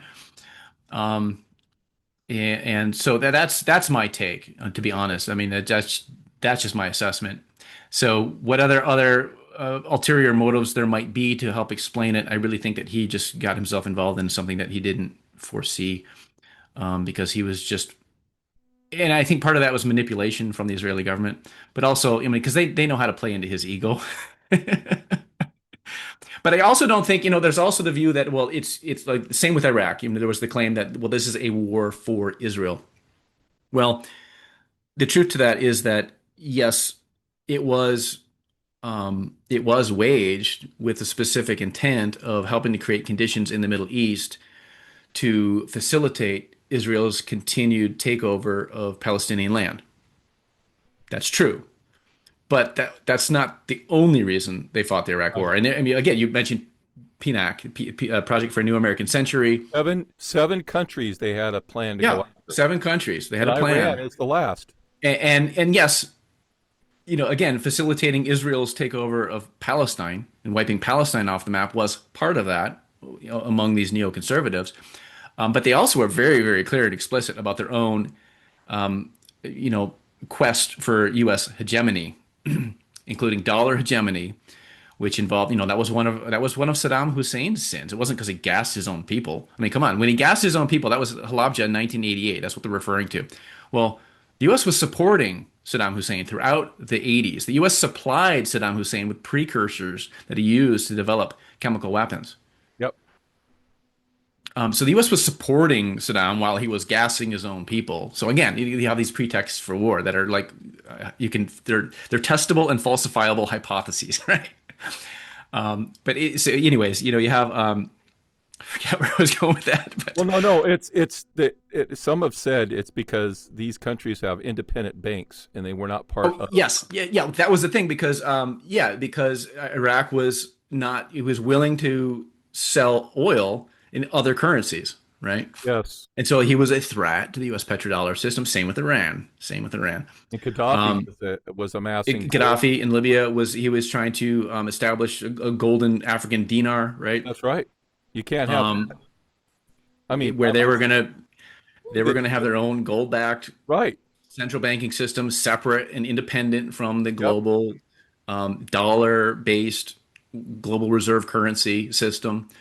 So these are threats to the U.S. dollar hegemony, and so this was a very clear motive for the neocons. They wanted control over Middle East oil reserves. They wanted to reinforce dollar hegemony and preserve dollar hegemony in the Middle East. So I am critical of the claim that, well, the Iraq War was for Israel. Well, that's a part of it. It's not the whole story. So you could take Israel out of the equation, the Iraq War still would have happened. I'll put it that way. Right? That's just like what happened with the war of aggression between the North and the South. You could say it was about the slaves. Well, that was a subset of the outcome, but it really wasn't. It was about uniting and not allowing people to have independent thinking. It had to be federalized. It was Lincoln saying that the rights do not have the southern states do not have a right to self-determination. That's right. That's what the war was about. That's it. They do not have a right to self-determination. They do not have a right to secede from the Union, which is ludicrous. And so I mean, nobody did more to destroy the U.S. Constitution than Abraham Lincoln. And he's supposed to be like our greatest hero, the greatest hero in all of American history. And yet he absolutely destroyed the Republican government that the founders had tried to create with the Constitution. And let's face it, I mean, the Constitution, it was innovative for its time. Yeah. And it was a worthy experiment, but it failed. It did. It's a failed experiment. Yeah. And so people are like stuck, like we need to get back to the Constitution. Well, what sense does that make when it failed? Why do you want to get back to something that we already tested and we know it fails? Build back let's move on to something new and better, right? That's my thinking. And so this is my problem with a lot of people in the libertarian community in the United States. It's like it's like they almost like worship the Constitution for some reason. Like, you know what I mean? Like it's all about getting back to the Constitution. It's like, well, don't you realize that it didn't work? It doesn't work. It didn't even work. What are you going to get back to? Like, let's move on is my thought. Like, let's move on to something better. But anyhow, if I might, I want to jump back to our economics question, because I mentioned how there's this upwards transfer of wealth. This ties into the dollar hegemony and the role of the dollar as the world reserve currency, and it kind of comes back to that. But I didn't actually explain the mechanism of, the upwards transfer of wealth, which is, there's actually a term for it. It's called the Cantillon effect. And so what happens is, because you have the newly created dollars, But of course, the new money doesn't just like flow evenly to the everyone in the economy, right? They don't just like the analogy of dumping dollars from a helicopter, right? They don't just like fly over the population and dump to evenly distribute the new dollars across the population. Of course, it's the politically connected financial elites who get the new dollars first, and then they're able to use those newly created dollars to buy up all kinds of financial assets before the consequent rise in prices. Yes. So that's how they do it. So I just want to explain it real quick because I mentioned it, but I didn't really explain the mechanism. And so that's how this upward transfer of wealth is able to occur, where they're literally robbing you of your purchasing power, and they're financially benefiting from it. So use an example. Just use an example of how, let's just say Frank. Frank gets an influx of $10 billion or $1 billion from the Fed. What does Frank go out and do with that money as a precursor, knowing what's going to happen with the future because he's insider, so he's inside trade. So explain this to people who don't maybe quite understand how that works. So use example of a person and what they would buy up, and then how they benefit before the rest of the people find out, and now they're having to come in at a much higher price or whatever. Yeah, well, I mean, and so essentially, if you can, people purchase government bonds, corporate bonds. They purchase, you know, housing assets, whether it's buying homes or, construction, investing in construction companies, things like this. And there's kind of a nuance because you can invest in these things, and then you're just like, you're thinking you're doing so well financially because of this bubble, but then it bursts and you kind of lose everything. But if you're actually an insider who actually knows how the system works, you can foresee those things, and you can time your investments better, right? So you can either get into some asset that you just hold on to it, and over time it's still going to accumulate well for you, or you know that you can sell it before the bust happens, right? Because like if you're an insider and you understand how this actually works, you're able to just get in with the newly created dollars, and you get in early, and then the inflation occurs and the asset prices are inflated, and then you get out. Take it out. Yeah, so I mean, there's just there's a number of different ways that you can play the system for your benefit. But the key point there is that it's the subsequent rise in prices, because it takes time for the corrective effect to occur as dollars circulate in the market, these newly created dollars. It's not an instantaneous like devaluation of the dollar. It just occurs over time, where there's this slow correction to the new pricing. And the other thing is that people don't understand is they talk about the CPI. This is one of Paul Krugman's deceptions, right? Like during the 2000s, he was saying, well, look, people talk about this house. There's no, people talk about this inflation happening, that the Fed's policy is creating this inflation. It's like, well, where's the inflation? Look at the CPI. Now, what is CPI? I don't see any inflation. It's like, well, Paul, look at housing. That's inflation. Look at the stock market.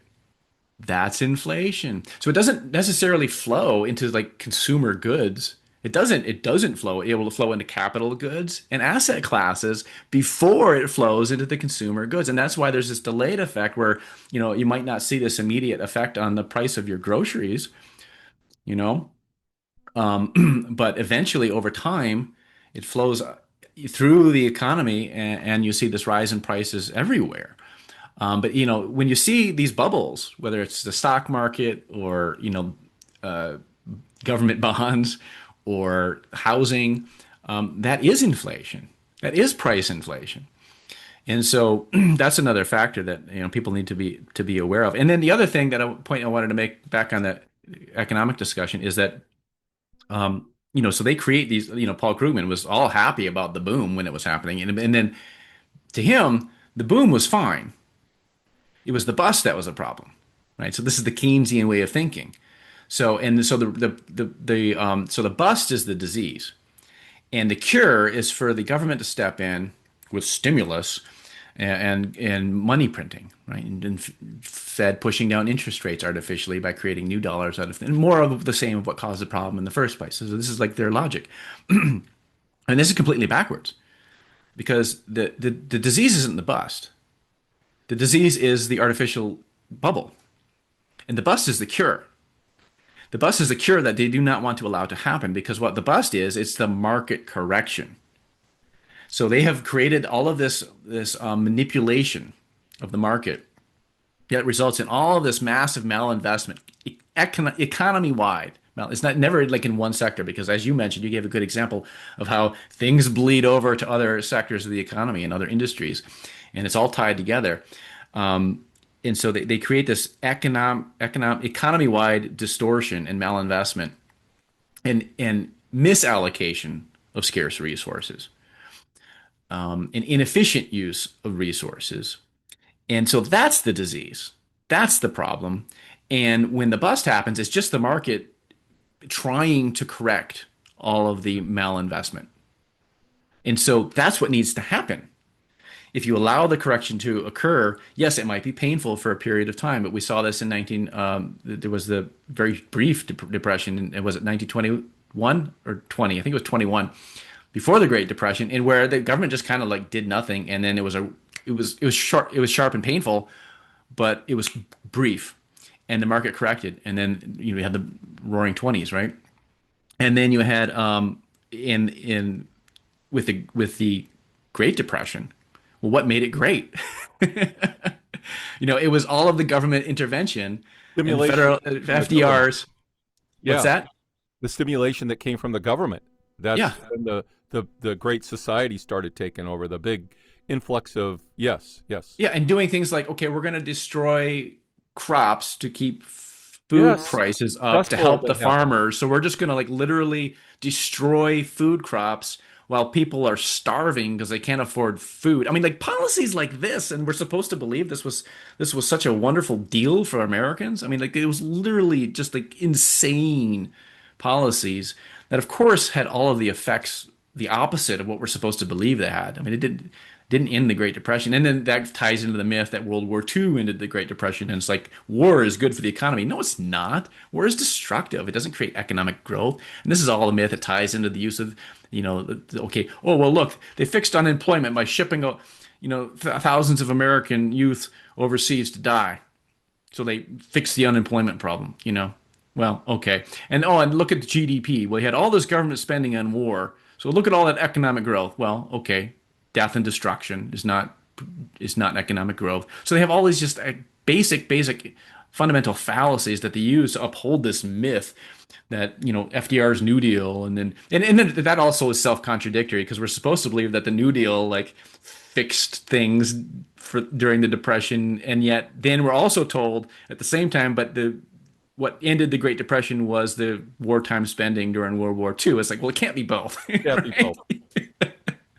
So there's just like all of this cognitive dissonance and just like self-contradictory beliefs.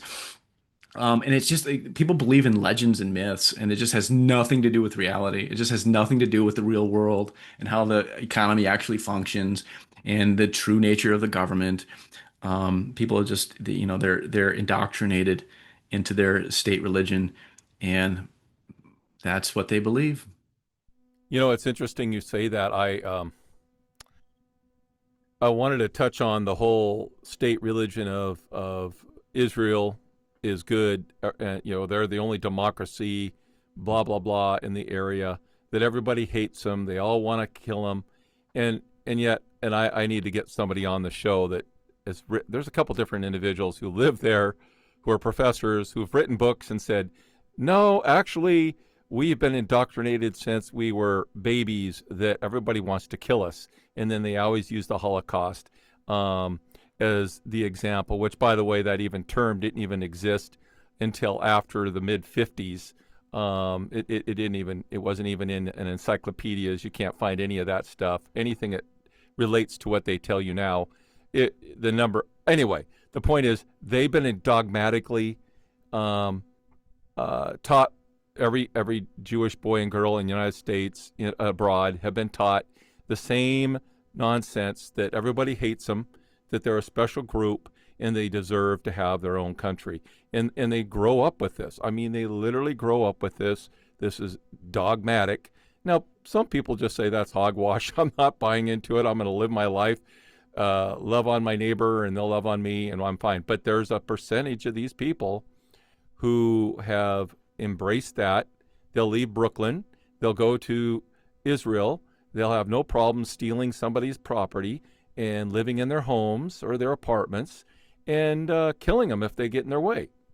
So, and yet Christians think that this is all part of prophecy. I'm like, by the way, that all took place in the past. God hasn't got anything to do with that group over there now, but you don't understand the Bible, so I can't go into that with you, but with those people. But let's talk about that. The fallacy of I think it's Israel worship. I think it's Israel worship. They don't even look. I mean, Jesus says, "Love your neighbor. Do unto others as you would have them do unto you. Lay down your life rather than pick up a sword. And blessed are the peacemakers, not warmongers." And yet, the very people who claim to be followers of him would say it's okay for us to support and for Israel itself to literally wipe people off the map. Mm-hmm. Yeah. So I think it's really important for people to understand the Zionist mythology, and this is what people are taught in the United States is Zionist mythology. Yes.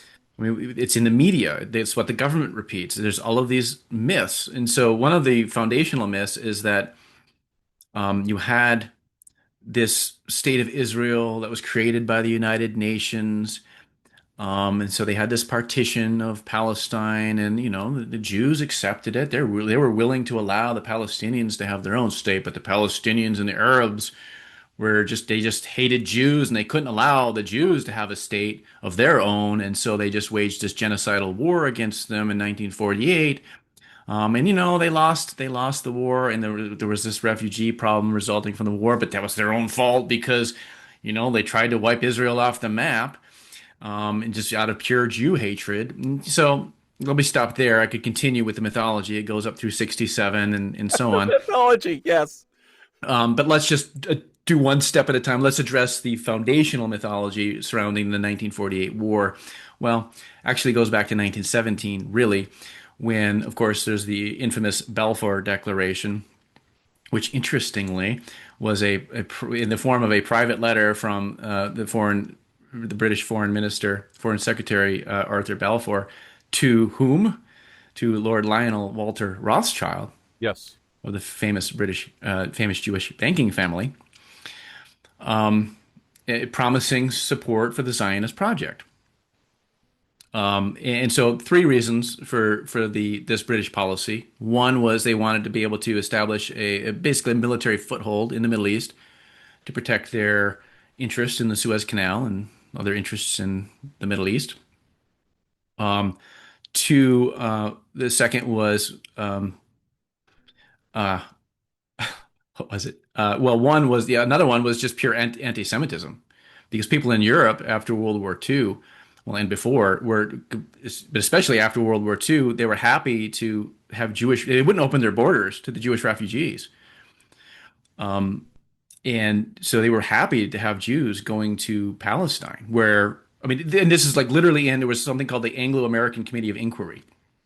And they literally say in there that, Palestine is a good destination for Jewish refugees, because there they can receive a welcome. And this was true. There they can receive a welcome, unlike they'll receive elsewhere. And they're talking about themselves. Yes. Right? They're talking about themselves. Yes. And it was true because at the time, Palestine was a virtual refuge for Jews, especially compared to the rampant anti-Semitism in Europe. And there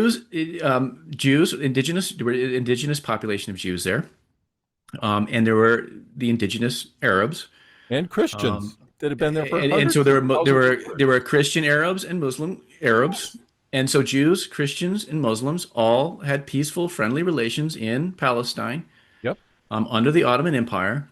And Yep. it wasn't until the onset of the Zionist movement that you started having these violent conflicts. And so people point to those violent outbreaks, 1920, 1921, the Hebron massacre in 1928, and you had these Arab riots in which Jews were murdered. And so, Zionists will point to that and say, oh, look, these are manifestations of the inherent anti-Semitism among the Palestinian population. They just couldn't stand Jews living in the country, in the territory.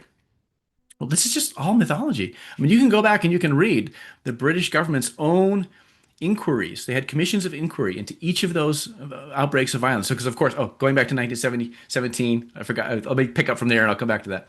So, 1917 Balfour Declaration set Britain on this policy course of supporting the Zionist project, settler colonial project to reconstitute Palestine into a demographically Jewish state.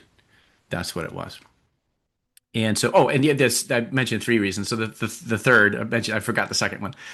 So the first one was a military base in the region. The third one I was going to mention was the anti-Semitism. The second one is Jewish support for the war effort. I mean, it was literally a letter to a banker, right? So, anyways, that one had slipped my mind momentarily. Came back to it. So this was the policy course that Britain had set itself on. So the Balfour Declaration, of course, was incorporated into the League of Nations mandate for Palestine, which was inherently contradictory to the League of Nations' own charter, because the whole purpose of the mandate system under the League of Nations covenant was that because of World War II and then the dissolution of the Ottoman Empire, and so you had all of these different territories that had previously been part of the Ottoman Empire, and now they needed to have this transition of rule. And the view was, well, they're not advanced enough and developed and enlightened enough to be able to, establish democratic rule and the, according to the principle of self-determination. And so we're going to tutor these different territories in the exercise of their right to self-determination. So, set aside the arrogance of that point of view, but, okay. The point is the principle of self-determination was the founding principle of the League of Nations covenant. And so yet and in every other one of the mandatory territories eventually became an independent state. The exception was Palestine, where they incorporated the wording of the Balfour Declaration into the mandate. And so the mandate basically gave the color of law to Britain's belligerent occupation of Palestine, the purpose of which was to deny the Palestinian people their right to self-determination.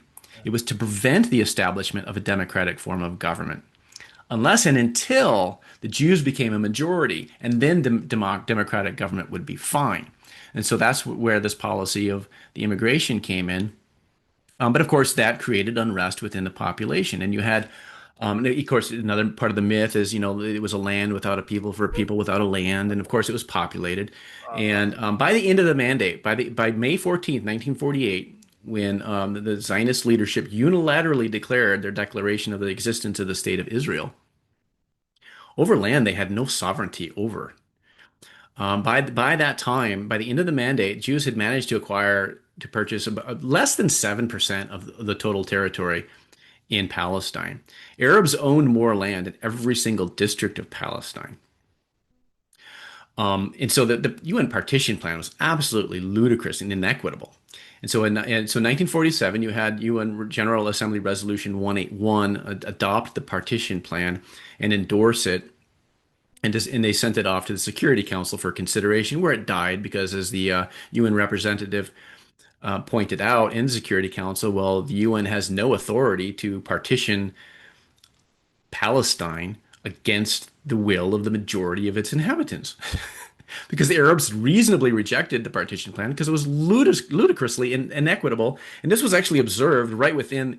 So the partition plan resolution was actually the brainchild of what was called the UN Special Committee on Palestine, UNSCOP, where there was a minority recommendation for like a federal solution, or very localized government and very decentralized government, allowing the local inhabitants to establish their own autonomous little regions where they could govern themselves the way they want, and yet people can live together peacefully that way. which was the right recommendation, frankly. And then, but the majority recommendation of UNSCOP was this partition plan. To just we're going to create two separate Jewish and Arab states, and we're going to give like about 55% of the territory for the Jewish state, even though Jews only owned 7% of the land and Arabs owned more land in every. And Arab, of course, Arabs were the majority. So it was completely prejudicial, and this was acknowledged right in the UNSCOP report, where they say right in there that the mandate, and they're referring to the League of Nations mandate that was taken over by the United Nations, of how the principle of self-determination was not applied to Palestine, obviously, because we wanted to facilitate the Zionist project. And that's partly quoting and partly a paraphrase, but I have an article called The Myth of the UN Creation of Israel, in which you can read the whole full quote verbatim, where they just it literally admit that the whole mandate idea and the partition plan itself is premised on a rejection of the Palestinians' right to self-determination. It's right in their report. And so this is what the British occupation was. It was a belligerent occupation intended to deny the population their right to self-determination, to facilitate the Zionist project to reconstitute Palestine into a demographically Jewish state. That's what the mandate was. So the outcome of that, well, in 1937, you had the Peel Commission. Oh, I was talking about the inquiries, the Commission of Inquiries into the violence. And so you had every time one of these outbreaks of violence happened, the British had this Commission of Inquiry, and they would, why did this happen? Can't figure it out. And of course, they came to a common sense conclusion each and every time, where they concluded that this is not a manifestation of any kind of inherent anti-Semitism. And they pointed out how Jews and Arabs had friendly relations in Palestine preceding the Zionist movement. And so this is a new phenomenon, these outbreaks of violence and riots in which Jews are murdered. And they said that it's not any kind of, in fact, the Arab leadership, these are like statements from these reports, the British reports. You can go read them, and they would say things like, that the Arab inhabitants would welcome well-to-do Jews into the area to help economically develop the land because that would benefit everyone, and they recognize that. So they had no problem with like Jews immigrating into Palestine. What they had a problem with was being disenfranchised and dispossessed. It's one of the mechanisms, one of the means by which the Zionists would buy up land was that they would use like feudalistic Ottoman land laws to essentially buy land that deprived the homesteaders, the rightful owners of the land, of their property rights, because a lot of times land would be registered in the names of like local magnates or something. Where and then later on you had these like absentee landlords, like they didn't even live there, they didn't work the land, they didn't live there, they just like had like a registered deed over it, even though they're not the homesteaders of the land. They had no rightful. It was just part of the feudalistic Ottoman land laws and the land ownership. And a lot of times people didn't want to register land that they had homesteaded as being their property because they wanted to avoid conscription or taxes or whatever it might be, because they didn't particularly appreciate Ottoman rulership. They didn't like living under the Ottomans. It's one of the reasons they supported the British war effort in World War I.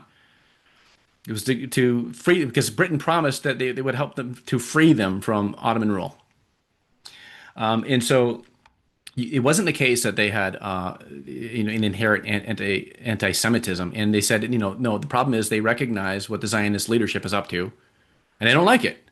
They don't want to be dispossessed. They don't want to be disenfranchised, and so it's anti-Zionism. And early in the anti-Zionist movement, when you had Orthodox Jews who were opposed to Zionism, why? Because they viewed it as blasphemous. It was heretical, because according to their beliefs, the exile was a punishment, was divine punishment from Yahweh for violating the covenant. And this is a mystery to me among Christian Zionists. It's like they've never read the Hebrew Tanakh, or what Christians call the Old Testament. Like one of the central themes is how you had the Israelites, and they created the kingdom of Israel and the kingdom of Judah, and then the kingdom of Israel. Well, there was the Assyrian exile.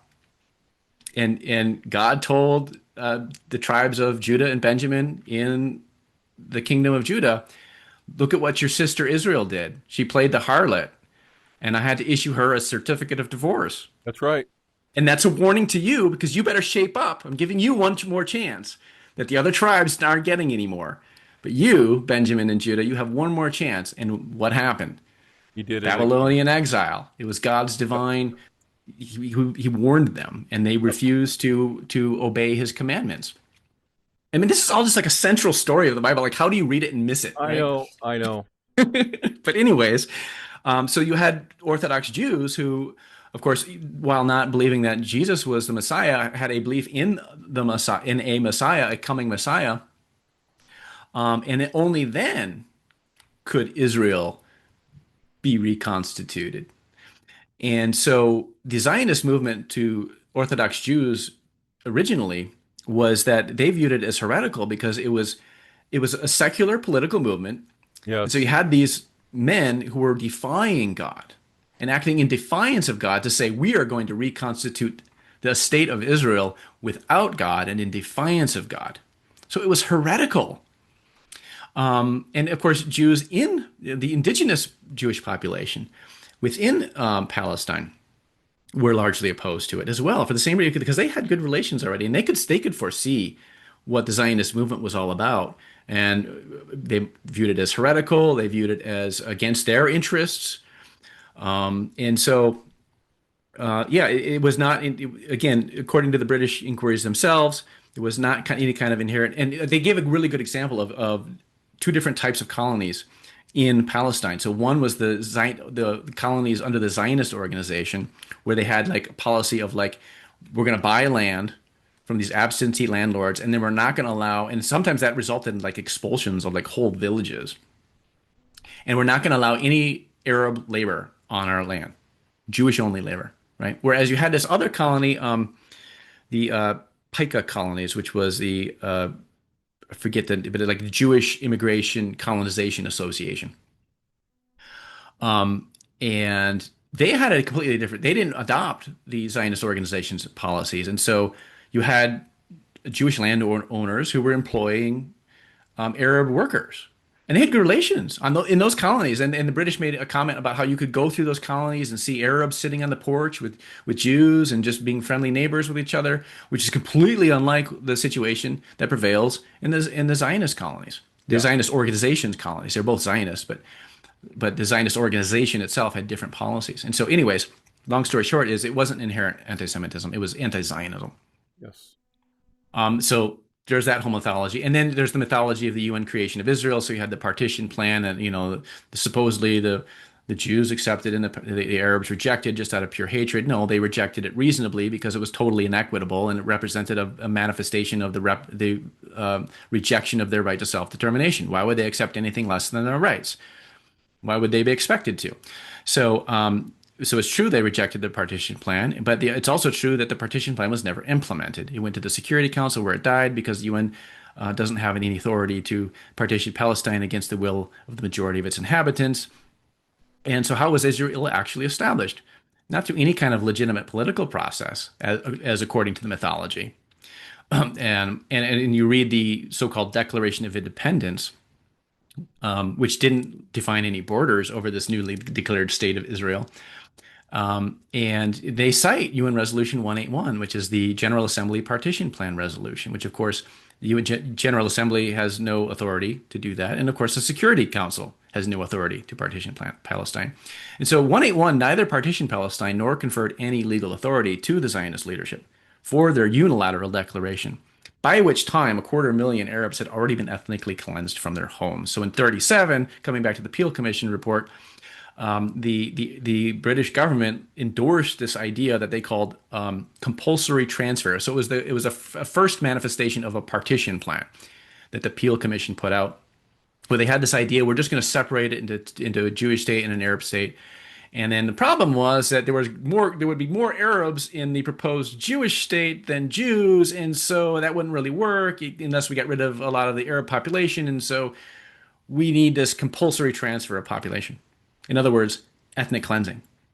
And so as soon as the British endorsed that idea, and you can go to Benny Morris, a preeminent Israeli historian, who's written all kinds of books about the history of the conflict, where he's saying, ever since 1937, the Zionist leadership were open and publicly open about their endorsement of ethnic cleansing of Palestine. So in 1948, how did Israel actually come into being? Well, it was through the ethnic cleansing of most of the Arab inhabitants from their homes in Palestine. That's how Israel came into existence. It was through ethnic cleansing. And so that's just foundational. So we can correct all of the mythology about the foundations and you can go back into, they have claims like, oh, that Palestine, it was a term. The word Palestine was invented by the Romans, and all of this stuff. There's so much going back to the whole pre-Israel history and the pre-mandate history of Palestine. But of course, the mythology runs right through 1967, in which supposedly there was this preemptive war, in which I don't know if you want to get into those, but there's I think to correct the foundational mythology surrounding Israel's creation is super important. Yeah, the whole 1967, the whole mythology that I hear from my Christian Zionist friends is unbelievable. I'm like, I don't even have time to try to tell them that they're wrong. The mythology, it's mythology, and and it's the same mythology that the government uses, like on the October 7th event, that babies were killed, that women pregnant. That's all nonsense. And beheaded babies, yeah. Oh, it's just all nonsense. And yet then they admit it like months and months and months later, after everybody has already gotten fired. And I still hear neocons quoting those kind of figures and facts. Yeah.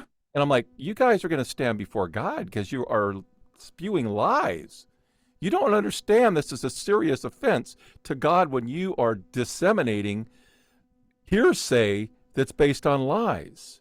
That you haven't taken time to, and this is what I've been very convicted. I don't want to pass anything along that I can't literally prove, and so I've had to do deep research, and I do a lot of reading, and I watch videos, and the videos get me going. Then I start looking for and like what you've done, you've gone back to the basic documentation itself. Got to go to primary sources as much as you can. That's a key.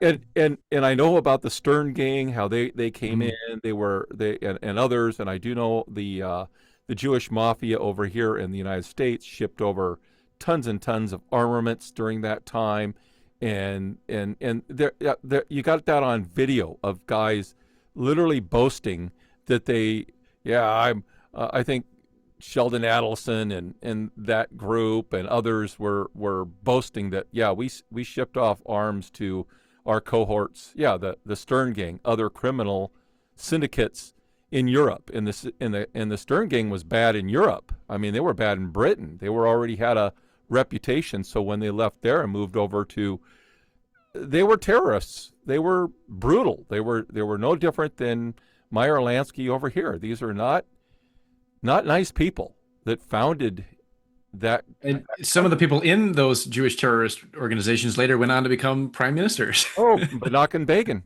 Is it Menachem Begin? It's Shamir, yeah, Menachem Begin and Yitzhak Shamir. Yeah, were both criminals. I forget which one was which, but I think Begin was Irgun, I believe, and Shamir was Lehi. Yep. I get them confused, but yeah, they were both members of these Jewish terrorist organizations. So the bombing of the King David Hotel was one famous example.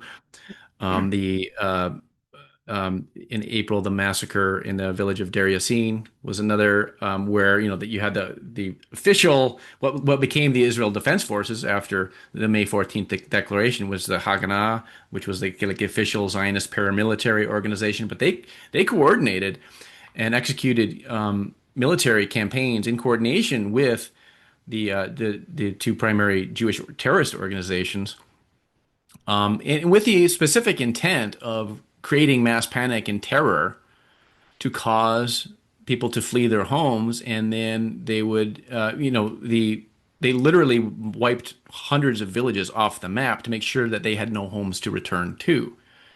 So this was all part of the ethnic cleansing campaign. Just what we see in Gaza right now. Yes. To wipe their village out so they can't return home. And Netanyahu is on the record saying that that is the policy. Like so they're utilizing, first of all, humanitarian aid as a weapon. So they're only going to, under the Trump's Board of Peace and the Trump's plan for Gaza, is that, so this is all in coordination with what Netanyahu wants. So number one, using the humanitarian aid as a weapon so that they're not going to deliver humanitarian aid to any Palestinians trying to return to their homes in Gaza. And so for good measure, we are also making sure they have no homes to return to. Yes. This is the policy. Yeah, and the genocidal intent has been openly declared by prominent Israeli leaders from day one, From day on one. October 7th, where they declared openly no food, no fuel, no water, no humanitarian aid. No, I mean, they're just openly declaring a policy of depriving the civilian population of Gaza of goods and services required for their survival. But What more do you need in terms of genocidal intent? so then that reminds me of what the United States has been doing to other countries around the world by cutting off their ability to get money and to embargo them. And you were talking about that earlier about Iran and how that they put sanctions on them. And so this is In Iraq, in Iraq, in the 90s, when the UN estimated that the sanctions regime had resulted in 500,000 excess childhood deaths, meaning deaths that would not have otherwise occurred in the absence of the sanctions. So this And the Secretary of State, Madeleine Albright, was asked on 60 Minutes. Well, we've heard that the sanctions have resulted in 500,000 dead children. Is it worth it? And she just, I mean, you have to watch the clip. It's just you have to see it to believe it. And she's just like, well, this is a very hard choice, but yes, we think the price is worth it. I mean, these are these are sociopathic, psychopaths. psychopathic people, and this is one of the things about government. That people have this belief. This is part of the state religion, right? Okay, so people have this belief that we can't organize society ourselves on the basis of like voluntary exchange for mutual benefit. Somehow that can't work, and we need these government officials. We need government to be able to organize society for us. And so we need to have these people called politicians, who are the people who work in the government, to organize society for us. I mean, this is the belief. This is the fundamental premise of the state religion, right? That we need government to take care of us. It's like, well, okay. But then you have the situation where you're inviting, so people on their own are somehow too stupid or uncivilized to be able to like organize with other people.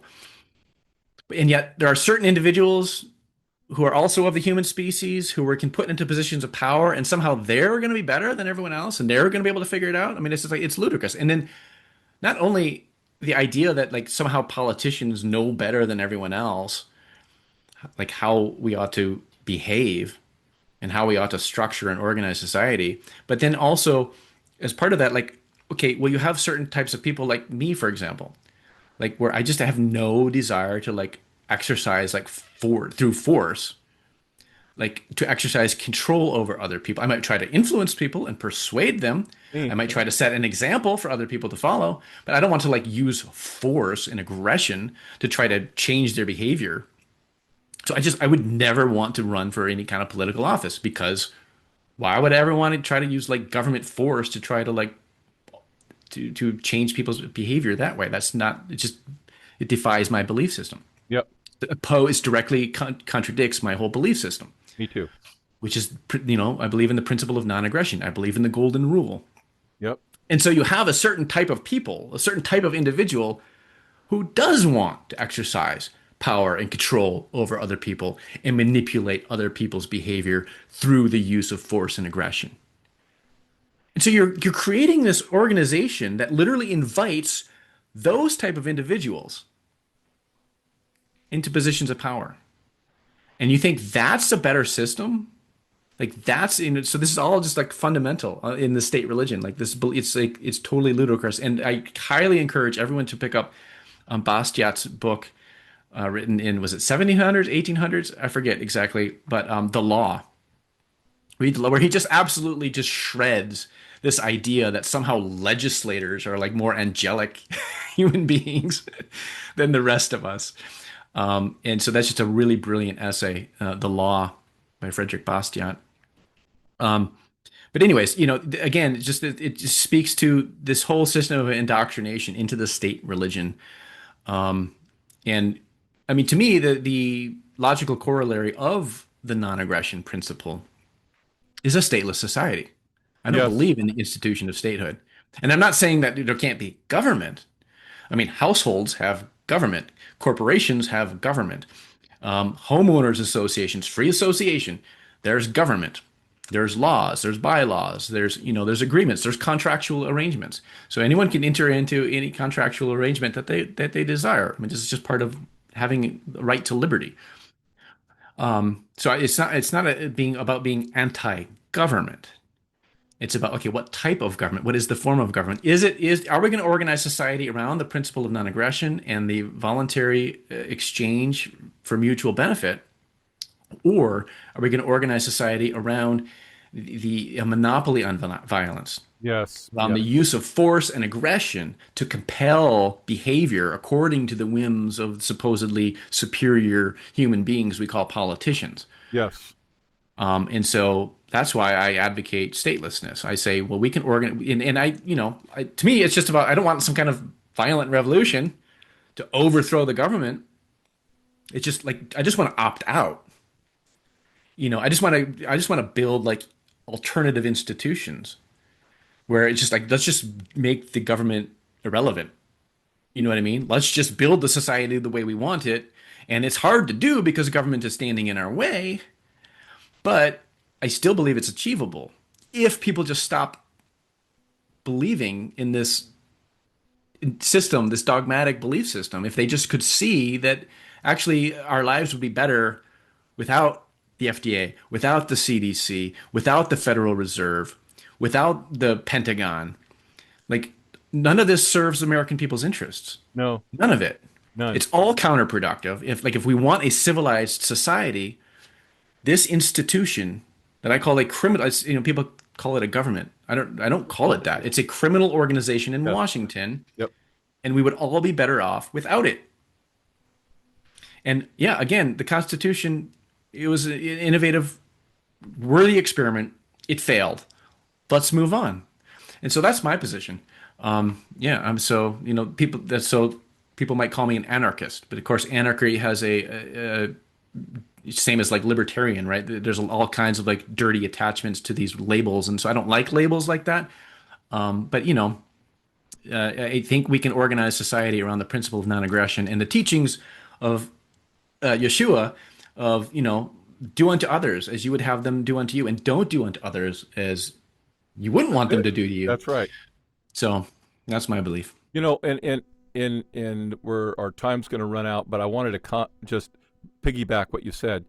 If you go when God established the original nation of Israel, he placed judges. Yes. He said, no kings. That's right. Judges. And That's right. here's the law. And if you break the law, you go before the judge. Yep. And it's a judge of your peers. These are made up of peers. Yep. And what happened was when they had some bad judges, people got all disgruntled. And they said, well, we want a king. And God said, well, I never wanted you to have a king because you're going to do. And so then he talks to Samuel, and Samuel says, well, here's what God says. And he makes this long list of what kings are going to demand. And guess what? That's exactly what they do. They demand you to go to war for them. They demand you to pay taxes, to do all these things. And that's where we're at today. We have a king. That's right. We live in a That's right. kingdom with a king. He's called a president. It's still a king. You have councils, which is the Senate, the and the thing. The only thing that is really biblical is the judges. Yep. Everything That's else, right. everything else is kings and rulers and authorities, and they're dictated by rulers and authorities in the heavens, the dark ones that we do warfare against. So no, this idea of we have to have government. A government, the body of Christ, it says in the New Testament, is a living organism, and not one person is above another. The pastor has no better position than the little girl that walks into, the little girl. We all are equal in Christ. And so the very teachings of both old and new is government's bad. It's going to set you up to be a bad situation, and there's never any government in the world that's ever been lasted very long that didn't get corrupted, and that rule by mutual agreements with agreed rules. And if you break them, you go before a tribune of your peers. That's where the witness, two witness, three, witnesses all come from, and you work it out. But this idea of this hierarchy that rules and causes us to subscript people Victimless crimes. Victimless crimes. So, yeah, I'm so glad you brought that up. That's so brilliant. Yeah, I'm really glad you brought up the judges, because it really speaks to my point, and that's what I'm talking about. There was a reason God in the Bible warned against the people's desire to have a king. It's like, that's not a good idea. I'm warning you against it, and they just didn't want to listen. And then their sons were conscripted into military and so on, and they were taxed to death and so on. All of the things that were warned against. And the reasons why not to have a king. So very glad you piggybacked off my comments to bring that up. Good, because throughout time, that's been the empires. Yep. And we're with it today. It's not anymore. But so this has been a wonderful, I learned a lot. You really gave me some insights, and hopefully I know that our listeners did too. Tell people where they can get you and where they can buy your books and stuff. Yeah, jeremyrhammond.com. So I use my middle initial, the R, jeremyrhammond.com. That's where you can find all my articles. I have a membership program if you want to support my work. There's a free membership because I don't like the paywall, so you can access all of my articles with a free membership. But the paid membership, if you want to support my work, comes with extra benefits, including access to the Truth Action Network, which is a private community that I've self-host on my own website. So it's not like a Facebook group or something else where you're going to have algorithmic manipulations preventing you from seeing the very information you want to see, and so on and so forth. Don't have to worry about those tracking codes and things like that. It's all self-hosted on my own website. And that's where also you can find my books, Obstacle to Peace and The War on Informed Consent. I sell print copies of. And so you can find those right there. I also have, numerous other books as well, PDF books that you can get, Kindle editions and so on. But it's all right there on my website, jeremyrhammond.com. And so I just encourage people to go there and sign up for my free newsletters and just stay updated with my work. Well, very good. Thank you so much for joining us. And folks, as I like to say, remember, be a lion and not the prey. And we'll see you on the next one.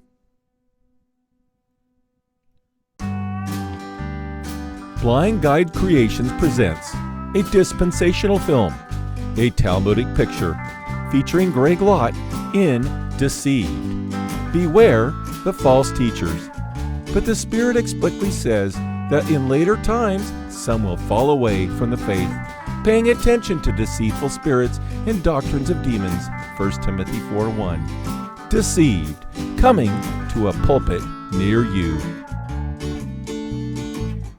Hi, Steve Johann here. Let me ask you a question. How do you know you're deceived? Answer, you don't, because you're deceived. That's why you need to read New Revised Breaking the Deception Code, Mastering the Art of Discernment, available at Amazon and other quality booksellers.